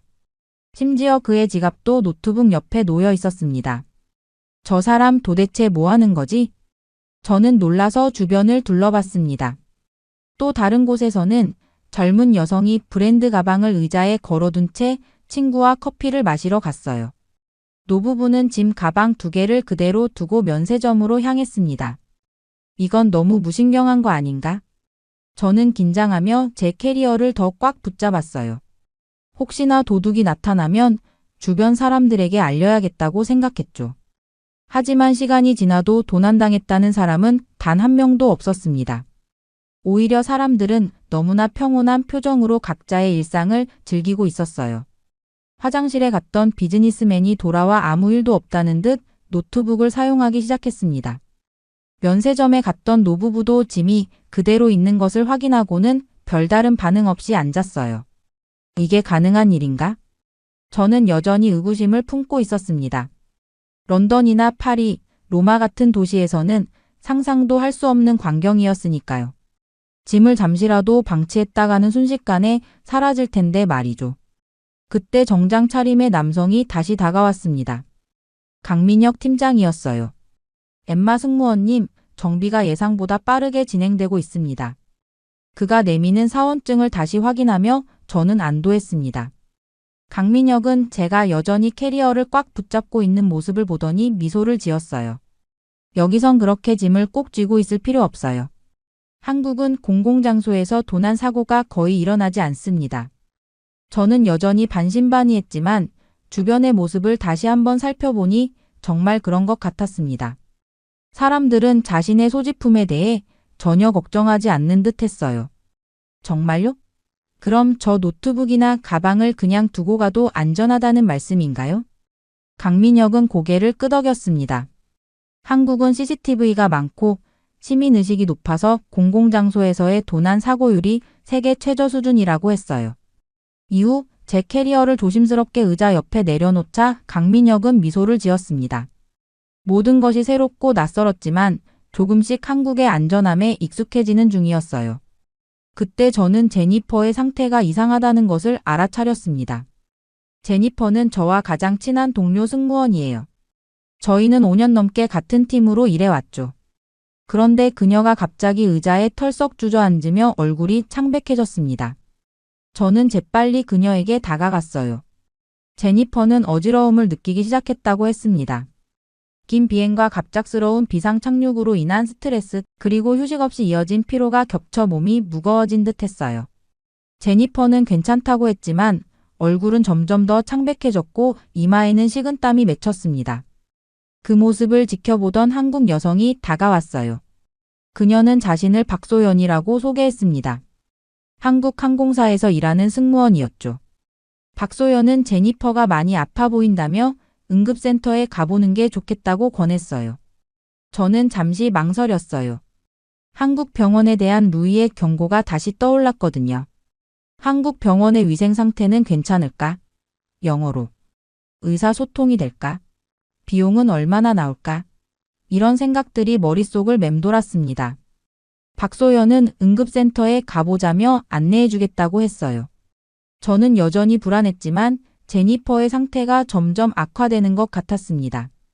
그녀는 이제 제대로 서 있기도 힘들어했어요. 더 이상 망설일 시간이 없었죠. 저는 도움을 청하며 제니퍼를 부축했고 박소연의 안내에 따라 공항 내 의료센터로 향했습니다. 길을 걸으면서도 계속 불안한 마음이 들었어요.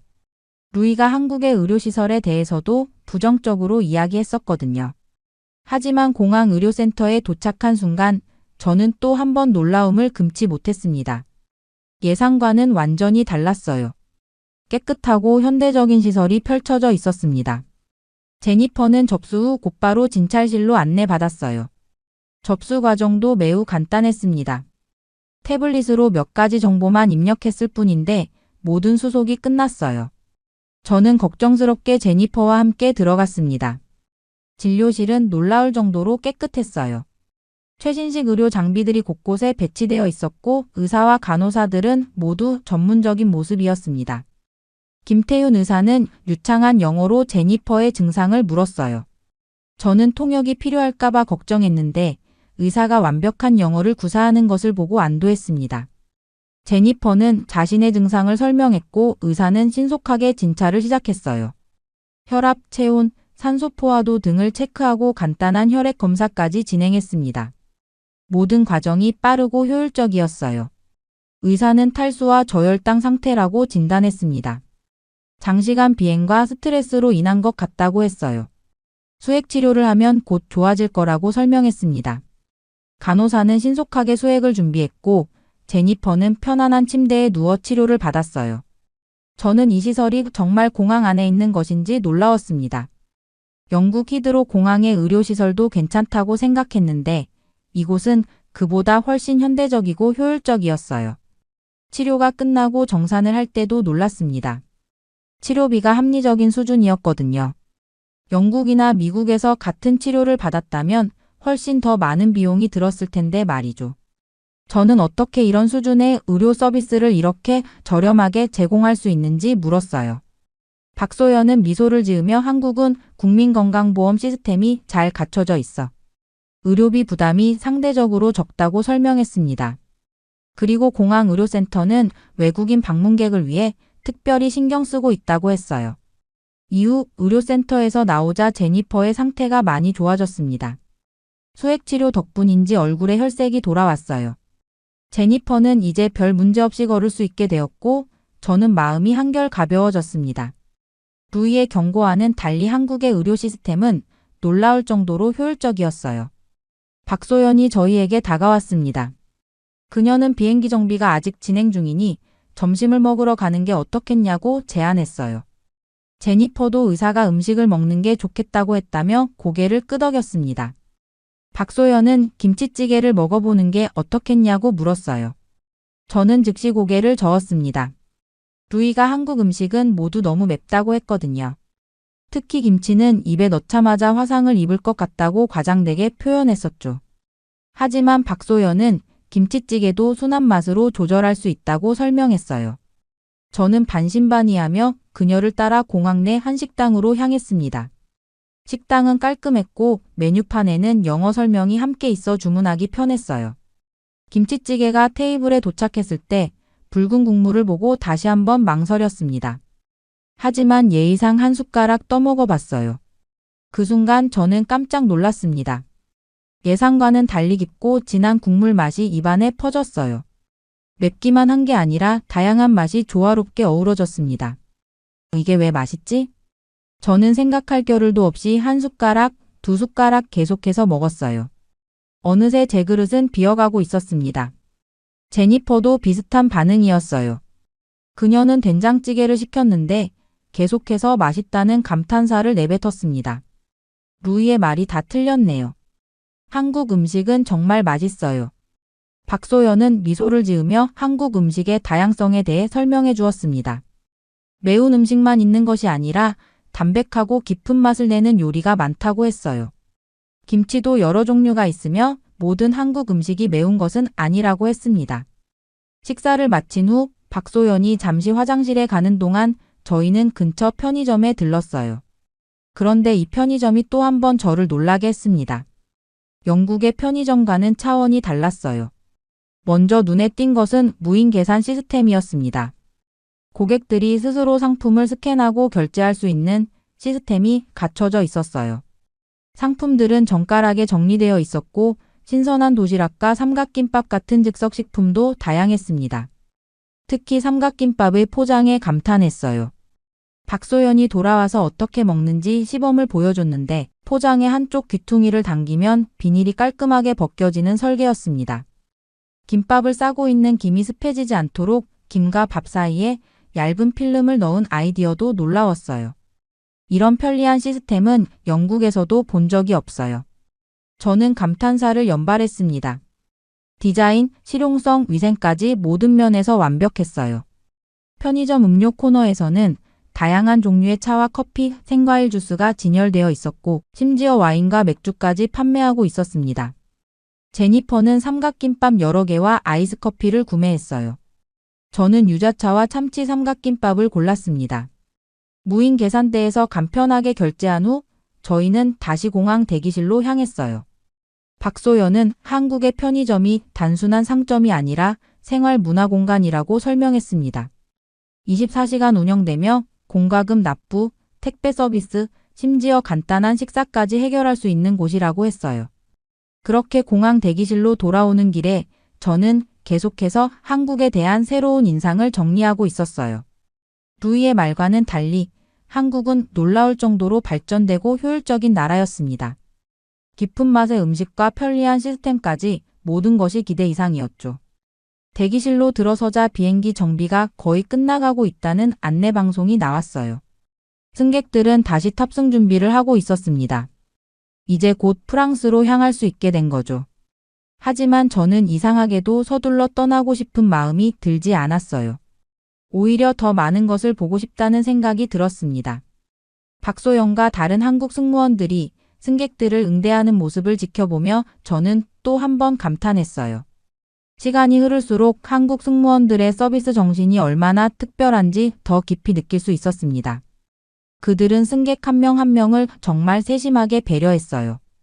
연세 드신 할머니에게는 천천히 안내하고 작은 아이들에게는 눈높이를 맞추어 이야기했습니다. 특히 인상적이었던 것은 문제가 생겼을 때의 대처 방식이었어요. 한 승객이 탑승권을 분실했다며 당황해했을 때 박소연을 포함한 3명의 승무원이 즉시 도움을 주기 위해 달려왔습니다. 한 명은 승객을 진정시키고 다른 한 명은 시스템에서 정보를 확인했으며 또 다른 한 명은 분실물 센터에 연락했어요. 모두 자신의 역할을 완벽하게 수행하면서도 서로를 돕는 팀워크가 놀라웠습니다. 어떻게 항상 그렇게 침착하게 대응할 수 있는 거예요? 저는 박소연에게 물었어요. 그녀는 부드러운 미소를 지으며 대답했습니다. 저희는 한국을 대표하는 얼굴이니까요. 승객들이 한국에 대해 갖는 이의 첫인상이 저희를 통해 만들어진다고 생각해요. 그녀의 말에 저는 깊은 인상을 받았어요. 단순히 직업적인 의무를 넘어서 국가의 이미지를 책임진다는 자부심이 그들의 서비스 정신을 더욱 특별하게 만들고 있었던 거죠. 비행 준비가 거의 끝나갈 무렵 저는 문득 한 가지 생각이 들었습니다. 한국 항공사에서 일하면 어떨까? 제가 일하는 영국 항공사도 물론 훌륭했지만 한국 승무원들의 세심함과 전문성 그리고 자부심은 분명 배울 점이 많았어요. 박소연은 승객들이 불편함 없이 탑승할 수 있도록 계속해서 안내하고 있었습니다. 그녀는 심지어 각 승객의 이름을 기억하고 있는 것 같았어요. 개인적인 인사를 건네며 작별 인사를 했으니까요. 어떻게 모든 승객의 이름을 기억할 수 있는 거예요? 제가 물었을 때 박소연은 수줍은 듯 웃으며 대답했습니다. 모든 승객이 소중하니까요. 작은 디테일이 큰 차이를 만든다고 생각해요. 그녀의 말에 저는 다시 한번 감동했습니다. 이런 진심 어린 태도야말로 진정한 서비스 정신의 핵심이라는 생각이 들었어요. 저는 제 팀 동료들을 둘러보았습니다. 그들도 한국 승무원들의 태도에 감명받은 듯 했어요. 제니퍼는 심지어 메모를 하고 있었습니다. 아마도 돌아가서 자신의 서비스에 적용하려는 듯 했어요. 그때 비행기 탑승을 알리는 안내방송이 울렸습니다. 저는 드디어 프랑스로 떠날 시간이 되었다는 것을 실감했어요. 하지만 마음속에는 이상한 감정이 일었습니다. 예기치 않게 머물게 된 한국에서의 몇 시간이 저에게 큰 인상을 남겼거든요. 제니, 잠깐만요.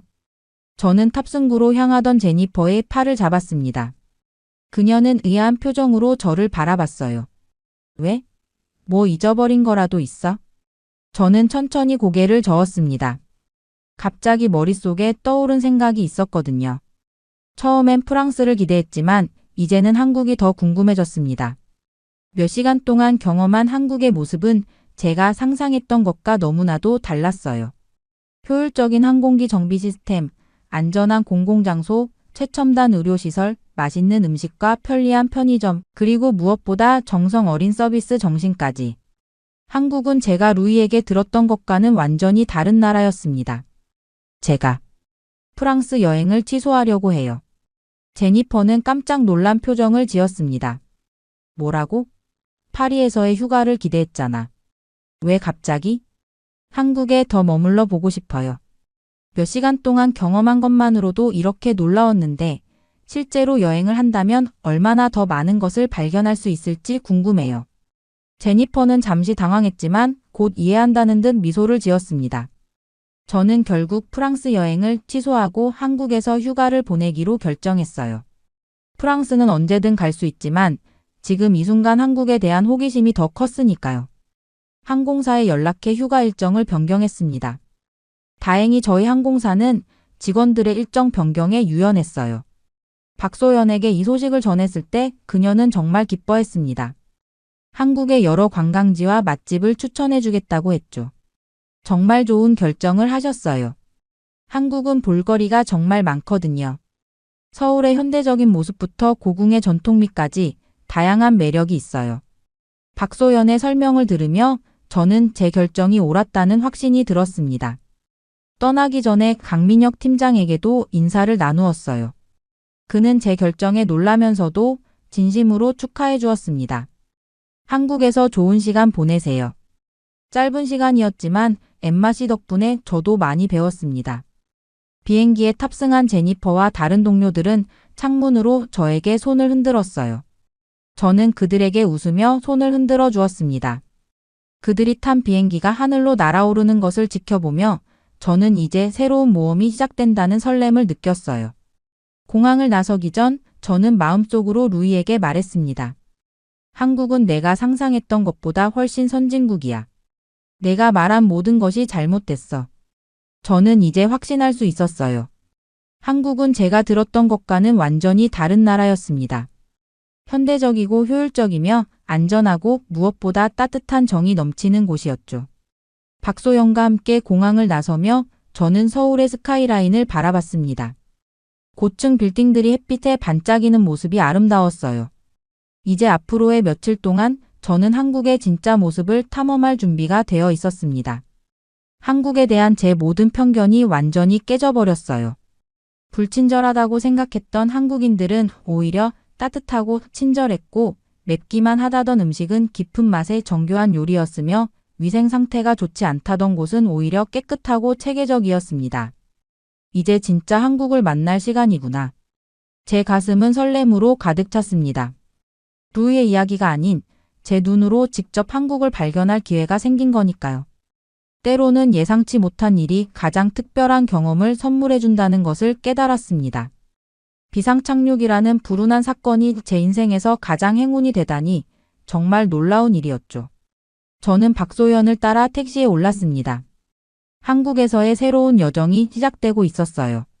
미국이 발칵 뒤집혔습니다. 최근 미국의 한 가정이 전 세계적으로 관심을 받고 있다고 하는데요. 그들이 겪은 충격적인 사건에 많은 이들이 경악을 금치 못했다고 합니다. 놀라운 건 그 중심에 한국이 있다는 점이죠. 심지어 미국의 한 교수는 한국의 시스템은 이제 미국에 꼭 필요하다라고 말했을 정도라고 합니다.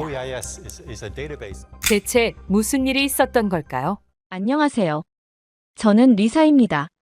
미국에서 아들 노아를 혼자 키우는 싱글맘이죠. 솔직히 말하자면 저는 아시아에 큰 편견을 가지고 있었습니다. 특히 한국에 대해서 말이죠. 저는 항상 속으로 아시아 사람들을 볼 때마다 불편함을 느꼈습니다. 제 마음속에서 한국인들은 다소 거칠고 믿을 수 없는 사람들로 자리 잡았어요. 한국 문화와 관련된 모든 것이 낯설고 이질적으로 느껴졌죠. 한 번은 쇼핑몰에서 한국 식당 앞을 지나가다 코를 찌르는 마늘 냄새와 고추 냄새에 얼굴을 찡그렸습니다. 한국 음식은 지나치게 강한 향이 난다고 생각했어요. 왜 사람들이 저런 강한 향의 음식을 즐기는지 이해할 수 없었습니다. 노아의 손을 잡고 서둘러 그 자리를 떠났죠. 노아는 의아한 표정을 지었지만 저는 설명할 필요가 없다고 생각했습니다. 그저 제 아들이 그런 문화에 노출되지 않기를 바랐어요. 특히 한국인들은 정신적으로도 문제가 많은 것 같다는 생각이 들었었어요. 예전에 한국인이 대학교에서 총기 난사한 사건도 있잖아요.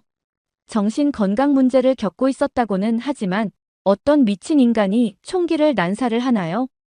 그 사건 이후로 한국인들은 매우 위험하고 폭력적이라는 편견까지 추가가 되었습니다. 그래서 TV에서 가끔 태권도 같은 무술 장면이 나오면 채널을 돌렸습니다. 저는 태권도 같은 무술이 아이들을 폭력적으로 만든다고 확신했거든요.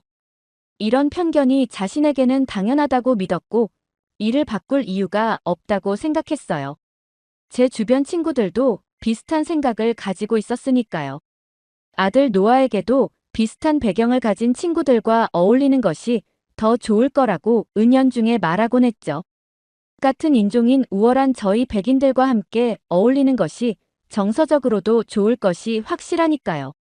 하지만 요즘 들어 고민이 많습니다. 바로 노아 때문이죠. 노아는 사람들과 접촉하는 것을 무척 두려워했거든요. 누군가 말을 걸면 고개를 푹 숙이고 손가락만 만지작거리기만 했습니다. 특히 이번 학교에 입학하고 나서는 상황이 더 심각해졌어요. 노아는 학교에서 친구가 거의 없었어요. 다른 아이들이 소풍이나 파티에 초대받을 때 노아는 항상 빠졌습니다. 점심시간이면 언제나 식당 구석에서 혼자 조용히 식사를 했죠. 가끔 학부모 모임에서 다른 엄마들이 아이들 이야기를 할 때 저는 할 말이 없어 불편했습니다. 노아에게는 그런 즐거운 추억이 없었으니까요.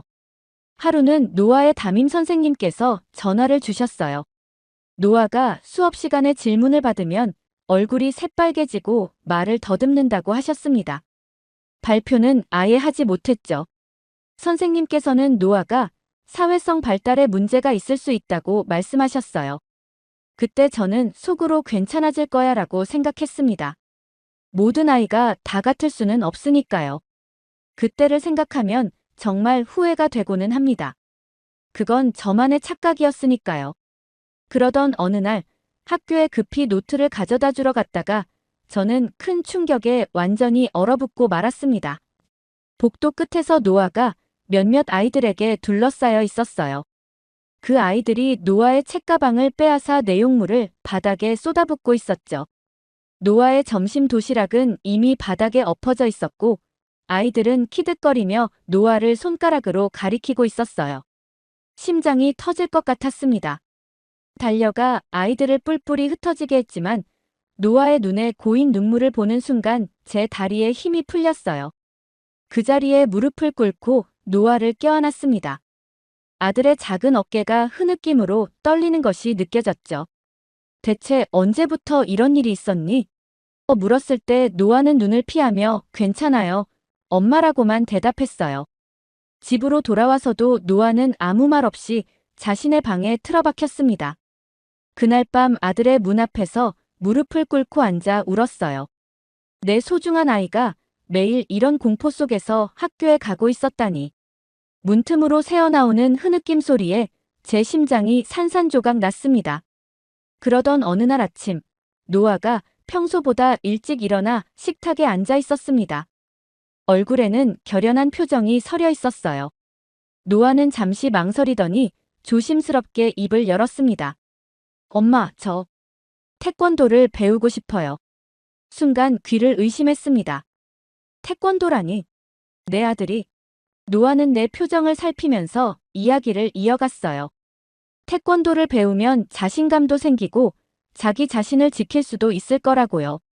그러면서 자신을 도와준 유일한 친구에 대해 이야기하기 시작했습니다. 그 친구의 이름은 지민이었고 한국계 미국인이었어요. 지민은 노아를 괴롭히는 아이들에게 맞서주는 유일한 친구였습니다. 노아가 그런 친구가 있다는 사실에 안도감이 들었지만 한편으로는 왜 이제야 말해주는지 서운했어요. 노아는 이야기를 이어갔습니다. 지민이 태권도를 배우고 있다고 했어요. 그리고 태권도를 배우면서 자신감을 얻게 되었다고 합니다. 노아의 눈이 반짝였어요. 제 심장이 얼어붙는 것 같았어요. 태권도라니. 한국 무술이잖아요. 제가 가장 불편하게 생각하던 문화권의 것이었습니다. 게다가 학교에서도 이렇게 괴롭힘을 당하고 있는데 그런 위험하고 난폭한 아이들 사이에서 어떻게 제 아들이 버텨낼 수가 있겠어요? 순간적으로 화가 치밀어 올랐어요. 안 돼. 그건 절대 안 된다. 저는 단칼에 거절했습니다. 제 머릿속에는 뉴스에서 봤던 과격한 시위 장면이 떠올랐어요. 격렬하게 소리치는 한국인들의 모습, 그리고 그들의 예측할 수 없는 행동들이 저를 두렵게 했습니다. 그런 사람들에게 내 아이를 맡긴다니 상상만 해도 끔찍했습니다. 노아의 얼굴에 실망감이 스쳐 지나갔지만 그때는 아이의 마음보다 제 편견이 더 컸죠. 제 머릿속에서 태권도는 여전히 폭력적인 무술이었고 한국 문화는 낯설고 불편한 것이었습니다. 노아가 태권도를 배우는 것은 상상조차 할 수 없는 일이었어요. 하지만 엄마, 지민이가 말하길 태권도는 단순히 싸움을 가르치는 게 아니래요. 자신을 통제하는 법도 배운대요. 노아의 목소리가 평소보다 높아졌습니다. 이렇게 제게 자기 생각을 말하는 경우가 거의 없었는데 말이죠.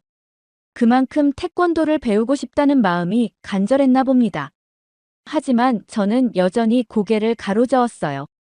노아는 포기하지 않고 계속해서 태권도를 배우고 싶다는 이야기를 했습니다. 하지만 저는 같은 대답을 했어요. 안 된다고요. 하지만 노아의 끈질김은 계속되었습니다. 아들의 거듭된 부탁에도 저는 여전히 태권도를 배우는 것을 허락할 생각이 없었어요. 한국인들에 대한 불신, 그들의 문화에 대한 거부감이 너무 컸기 때문이었죠. 그러던 어느 날, 놀라운 일이 벌어졌어요. 노아가 학교에서 돌아와 제 눈을 똑바로 쳐다보며 말했습니다. 저 정말로 태권도를 배우고 싶어요. 노아의 목소리에는 평소에 없던 단호함이 담겨 있었어요. 그는 자신을 괴롭히던 아이들 앞에서도 가만히 있던 아이였습니다. 하지만 태권도에 대한 제 반대 앞에서는 예전과 달리 강한 태도를 보였어요. 처음으로 아들의 눈빛에서 간절함을 보았습니다. 한 번만 태권도장에 가보면 안 될까요? 결국 저는 노아의 간절한 요청에 저는 마지못해 태권도장을 방문하기로 했습니다. 하지만 제 마음속에는 여전히 불신이 가득했어요. 태권도장에 도착하니 예상과 달리 쇼핑몰 내에 위치해 있었습니다.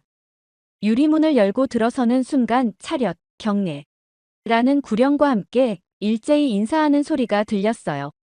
감사합니다. 저는 그 자리에 멈춰 서서 눈앞의 광경을 바라보았습니다. 오래되고 허름할 것이라는 생각과 달리 내부는 깔끔했고 질서가 잡혀 있었어요. 바닥은 푹신한 매트로 덮여 있었고 벽에는 한글로 쓰인 태권도 정신이 걸려 있었습니다. 예상했던 어둡고 위협적인 분위기가 아니라 밝고 활기찬 공간이었어요. 안녕하세요. 한 여자 수련생이 정중히 인사했습니다. 아이들은 하얀 도복을 입고 띠 색깔별로 줄지어 차분하게 훈련을 받고 있었으며 사범에게 정중하게 인사하는 모습이 보였어요. 동작 하나하나에 집중하는 아이들의 표정은 진지했고 작은 성취에 서로 격려하는 모습도 눈에 띄었습니다. 김 사범님은 띠가 태권도의 단계를 나타낸다고 설명했어요. 흰 띠부터 시작해서 검은 띠까지요. 아이들의 발차기 동작에는 저항이나 공격성이 보이지 않았어요. 오히려 집중력과 규율이 느껴졌습니다. 하지만 저는 여전히 태권도 자체에 대한 의심을 거두지 못했어요. 그때 한 남자가 다가왔습니다. 자신을 태권도장 사범 김성훈이라고 소개했어요. 친절하게 맞이했지만 저는 그를 경계하는 눈빛으로 바라보았습니다. 태권도는 단순한 싸움 기술이 아닙니다. 마음과 정신을 수양하는 과정이죠. 태는 발, 권은 손, 도는 정신적인 길을 의미합니다. 아이들은 여기서 예의, 염치, 인내, 극기, 백절불굴의 정신을 배웁니다. 김사범의 말에도 저는 별다른 감흥을 느끼지 못했어요. 겉으로는 고개를 끄덕였지만 속으로는 그래, 말은 그렇게 하겠지라고 생각했습니다. 발차기와 주먹 지르기가 어떻게 정신 수양과 연결되는지 이해할 수 없었어요. 노아가 오래가지 못할 것이라고 확신했습니다. 하지만 노아의 눈빛은 달랐어요. 처음으로 그의 눈에서 희망이 보였습니다. 노아의 눈에서 희망을 본 그날 이후 저는 마지못해 태권도를 배우도록 허락했습니다. 일주일에 2번, 방과 후에 노아를 태권도장에 데려다 주기로 했어요. 솔직히 노아가 금방 흥미를 잃을 거라고 생각했거든요. 곧 노아도 제 편견이 옳았다는 걸 알게 될 테니까요. 첫 수업날 노아는 너무 긴장해서 손에 땀이 흥건했어요. 다른 아이들처럼 하얀 도복을 입고 맨발로 매트 위에 섰지만 그 모습이 어색해 보였습니다. 노아는 처음에는 태권도의 기본 동작조차 따라하기 어려웠어요. 다른 아이들이 발차기를 할 때 노아는 중심을 잃고 넘어지기 일쑤였습니다. 김사범의 지시를 따라 하나, 둘, 셋, 넷 구령에 맞춰 동작을 해야 했지만 노아는 박자를 놓치곤 했어요. 그런데 놀라운 일이 벌어졌습니다. 노아가 포기하지 않았어요. 집에 돌아와서도 거실에서 배운 동작을 연습할 정도였죠. 처음에는 비웃으려고 했지만 아들의 진지한 표정을 보니 그럴 수 없었습니다. 노아는 연습을 거듭했어요. 넘어져도 다시 일어나 같은 동작을 반복했습니다. 한 달이 지나자 조금씩 변화가 보이기 시작했어요. 노아의 자세가 달라졌습니다. 등이 펴지고 걸음걸이가 좀 더 당당해졌어요. 하지만 무엇보다 눈에 띄는 건 그의 눈빛이었습니다. 전에는 항상 바닥을 향하던 시선이 이제는 정면을 바라보기 시작했어요. 태권도를 배우면서 노아는 처음으로 자신감을 가지게 된 것 같았습니다. 학교에서도 변화가 있었어요. 어느 날 노아의 선생님께서 전화를 주셨습니다. 노아가 최근에 수업 시간에 손을 들고 질문에 답하기 시작했다고요. 소극적이던 아이가 조금씩 적극적으로 변하고 있다는 말씀에 가슴이 뭉클했습니다. 여전히 괴롭힘을 당할 때가 있었지만 노아의 대응 방식이 달라졌어요. 어느 날 학교에서 돌아온 노아가 자랑스럽게 말했습니다. 오늘 잭이 또 내 점심을 가져가려고 했어요. 하지만 저는 그만해라고 말했어요. 크게 소리치지 않고 그냥 단호하게요. 김사범님이 가르쳐 주신 대로요. 그 말에 눈물이 날 것만 같았습니다. 노아가 예전처럼 움츠러들지 않고 단호한 태도로 대응하기 시작한 거예요. 자신을 괴롭히는 아이들에게 조용하지만 강한 목소리로 그만하라고 말했고, 놀랍게도 이를 본 아이들은 점점 노아를 함부로 대하지 못했습니다. 태권도장에서의 훈련은 단순한 신체적 단련이 아니었어요. 김사범은 기술뿐만 아니라 끈기, 인내, 예의, 그리고 자신을 통제하는 법을 가르쳤습니다. 매 수업 시작과 끝에 하는 인사, 사범과 선배들에 대한 공경, 그리고 자신보다 약한 사람을 돕는 태도 등을 배웠어요. 점점 더 노아의 태권도 실력이 향상되었습니다. 노란띠 심사를 통과했을 때 노아의 얼굴에는 자부심이 가득했어요. 그것은 단순히 띠의 색깔이 바뀐 것이 아니라 노력의 결실을 맺은 성취감이었습니다. 한 번은 노아가 태권도장에서 시범을 보이는 날이 있었어요. 긴장된 표정으로 매트 위에 선 노아를 보며 저도 모르게 가슴이 조여왔습니다. 그런데 시범이 시작되자 노아의 표정이 변했어요. 집중력이 느껴지는 진지한 눈빛, 정확한 동작, 그리고 힘찬 기합까지. 그 모습은 제가 알던 소심한 아이가 아니었습니다. 노아는 단순히 싸울 힘을 기르는 것이 아니라 자신을 다스릴 수 있는 힘을 기르고 있었어요. 그는 태권도를 배우면서 내면의 두려움을 극복하는 법을 배워가고 있었습니다. 김사범의 말이 생각났어요. 진정한 태권도는 마음의 수련이다. 이제야 그 말의 의미를 조금씩 이해하게 되었습니다. 태권도를 시작한 지 몇 개월이 지나면서 노아의 변화는 더욱 뚜렷해졌습니다. 처음에는 이런 변화를 인정하기 싫었어요. 제 편견이 무너지는 것 같았거든요. 하지만 그런 아들의 변화를 점점 실감하게 되었습니다. 아침에 일어나는 시간부터 달라졌어요. 전에는 제가 여러 번 깨워야 겨우 일어나던 노아가 이제는 알람 소리에 스스로 일어나 아침 스트레칭을 했습니다. 식사 시간에도 바른 자세로 앉아 식사 예절을 지켰어요. 밥을 먹기 전 잘 먹겠습니다라고 말하는 모습이 어색하면서도 기특했습니다. 노아는 집에서도 밝아졌어요.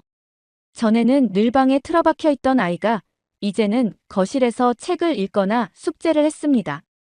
가끔 제게 태권도에서 배운 것들을 열심히 설명해 주기도 했어요. 그의 눈은 이야기할 때마다 반짝였습니다. 무엇보다 놀라웠던 건 노아가 스스로를 더 돌보려 했다는 점이에요. 방을 정리하고 샤워 후에 젖은 수건을 잘 걸어두며 옷도 스스로 골라 입었습니다.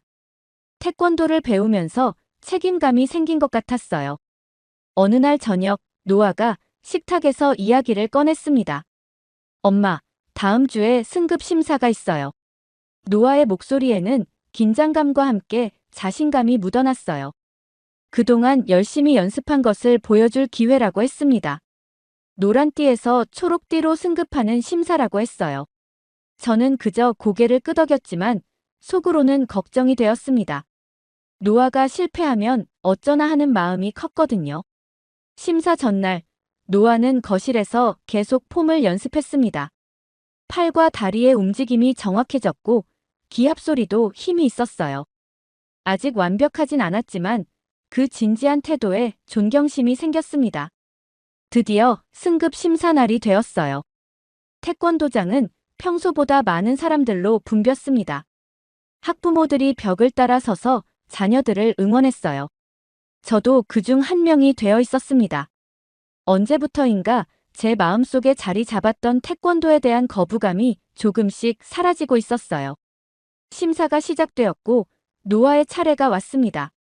매트 중앙에 선 노아는 제가 알던 소심한 아이가 아니었어요. 자신감 넘치는 모습으로 심사에 임했습니다. 기본 동작부터 품새, 그리고 격파까지 모든 동작을 집중하며 수행했어요.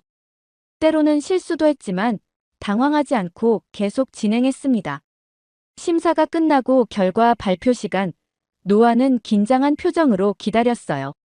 김사범님이 한 명씩 이름을 부르며 새로운 띠를 건네주었습니다. 마침내 노아의 이름이 불렸어요. 노아가 김사범님 앞으로 나가 정중히 인사하고 새로운 띠를 건네받는 모습을 보며 저는 감동을 감추지 못했습니다. 눈물이 차올랐지만 꾹 참았어요. 노아가 돌아보며 환하게 웃었을 때 그 미소가 제 마음을 따뜻하게 데웠습니다. 저는 처음으로 태권도가 노아에게 긍정적인 영향을 주고 있다는 사실을 인정해야만 했어요. 그동안 제 편견이 얼마나 잘못되었는지 깨달았습니다. 태권도는 노아에게 단순한 운동이 아니라 자신감과 책임감, 그리고 삶의 태도를 가르쳐주고 있었어요. 심사가 끝나고 집으로 돌아오는 길 노아는 계속해서 심사 과정을 흥분된 목소리로 이야기했습니다. 그의 얼굴에는 성취감이 가득했어요. 저는 고개를 끄덕이며 들었지만 속으로는 많은 생각이 교차했습니다. 제 마음속에 한국과 한국 문화에 대한 편견이 조금씩 허물어지고 있었어요. 심사를 마치고 집으로 돌아온 후 저는 오랫동안 생각에 잠겼습니다. 제 마음속에서 변화가 일어나고 있었어요. 태권도를 통해 강해진 것은 노아뿐만이 아니었습니다. 저 역시 변하고 있었어요. 그동안 굳게 믿었던 제 편견이 틀렸다는 것을 조금씩 깨닫기 시작했습니다.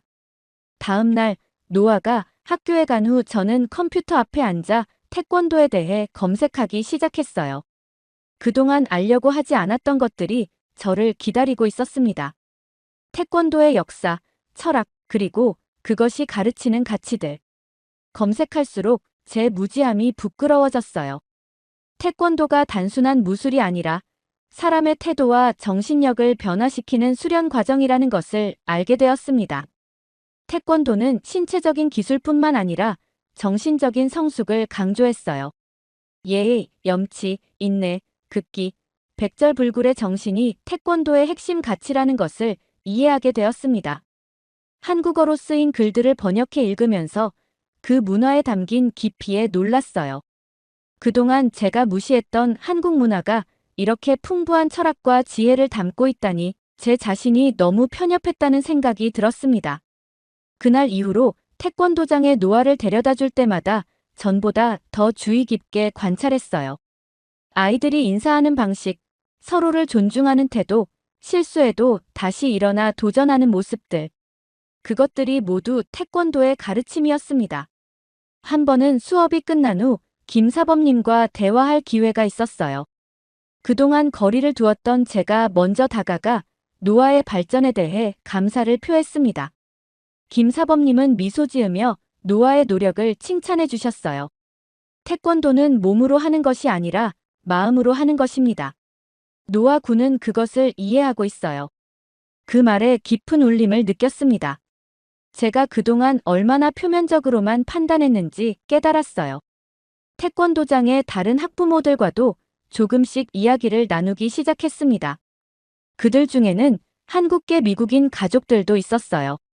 처음에는 어색했지만 이야기를 나눌수록 그들도 저와 다르지 않다는 것을 느꼈습니다. 아이에 대한 걱정, 희망, 그리고 사랑. 우리는 같은 마음을 가진 부모였어요. 지민의 어머니인 박 여사와 특히 가까워졌습니다. 그녀는 제 질문에 친절하게 대답해 주었고 한국 문화에 대해 많은 것을 알려주었어요. 어느 날 그녀가 저를 한국 식당에 초대했습니다. 예전 같았으면 거절했겠지만 이번에는 기꺼이 수락했어요. 식당에서 처음으로 제대로 된 한국 음식을 맛보았습니다. 처음에는 낯선 향신료와 맛이 어색했지만 한 입 두 입 먹다 보니 그 풍미가 좋아지기 시작했어요. 박 여사는 각 음식의 의미와 먹는 방법을 가르쳐 주었고 저는 새로운 문화를 배우는 즐거움을 느꼈습니다. 한국 문화에 대한 선입견도 점차 사라졌어요. 태권도를 가르치는 사범과 학부모들을 만나면서 제가 가졌던 불신이 무너졌습니다. 그들은 제가 상상했던 것처럼 위험하거나 이상한 사람들이 아니었어요. 오히려 따뜻하고 배려심 깊은 사람들이었습니다. 어느 날 노아의 수업을 지켜보다가 문득 깨달았어요. 태권도가 단순한 싸움 기술이 아니라 마음의 평정과 자기 절제를 기르는 수양 과정이라는 것을요. 아이들이 명상하는 시간, 서로 존중하며 인사하는 모습, 그리고 실수를 인정하고 다시 도전하는 태도. 이 모든 것이 태권도의 본질이었습니다. 그리고 가장 큰 변화는 제 자신의 마음속에서 일어났어요. 이제 저는 다른 문화를 무시하거나 두려워하는 대신 배우고 이해하려고 노력했습니다. 제 편견이 얼마나 무지에서 비롯된 것인지 깨달았어요. 노아를 통해 제가 성장하고 있었습니다. 노아를 통해 제가 성장하고 있었습니다. 이제 저는 제 마음속에 가득 차 있던 편견의 무게를 내려놓고 더 가벼운 마음으로 세상을 바라보기 시작했어요. 그리고 그런 변화는 노아와 저의 관계에도 큰 영향을 미쳤습니다. 노아는 태권도를 시작한 지 1년이 지난 지금 더 이상 예전처럼 두려움에 떨지 않았어요. 처음 태권도장에 갔을 때의 소심하고 위축된 모습은 온데간데 없이 사라졌습니다. 그는 이제 파란 띠를 하고 있었고 도장에서도 후배들을 가르치는 역할을 맡게 되었어요. 가장 큰 변화는 노아가 자신의 감정을 표현할 수 있게 되었다는 점이었습니다. 전에는 속상한 일이 있어도 혼자 사귀고 기쁜 일이 있어도 조용히 넘기던 아이였어요. 하지만 이제는 학교에서 있었던 일, 친구들과의 관계, 자신의 고민까지 저에게 이야기하게 되었습니다. 작은 일상의 대화가 우리 사이에 더 깊은 유대감을 만들어냈어요. 무엇보다 노아는 스스로를 지키는 방법을 배웠습니다. 태권도에서 배운 것은 단순히 신체적인 방어 기술만이 아니었어요.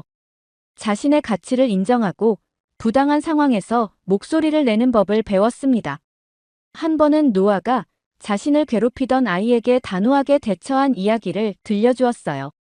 그 아이가 또 내 책을 가져가려고 했어요. 그래서 제가 말했어요. 내 물건이니 돌려줘. 그렇지 않으면 선생님께 말씀드릴러야. 그랬더니 그 아이가 책을 돌려주었어요. 노아의 목소리에는 자부심이 가득했습니다.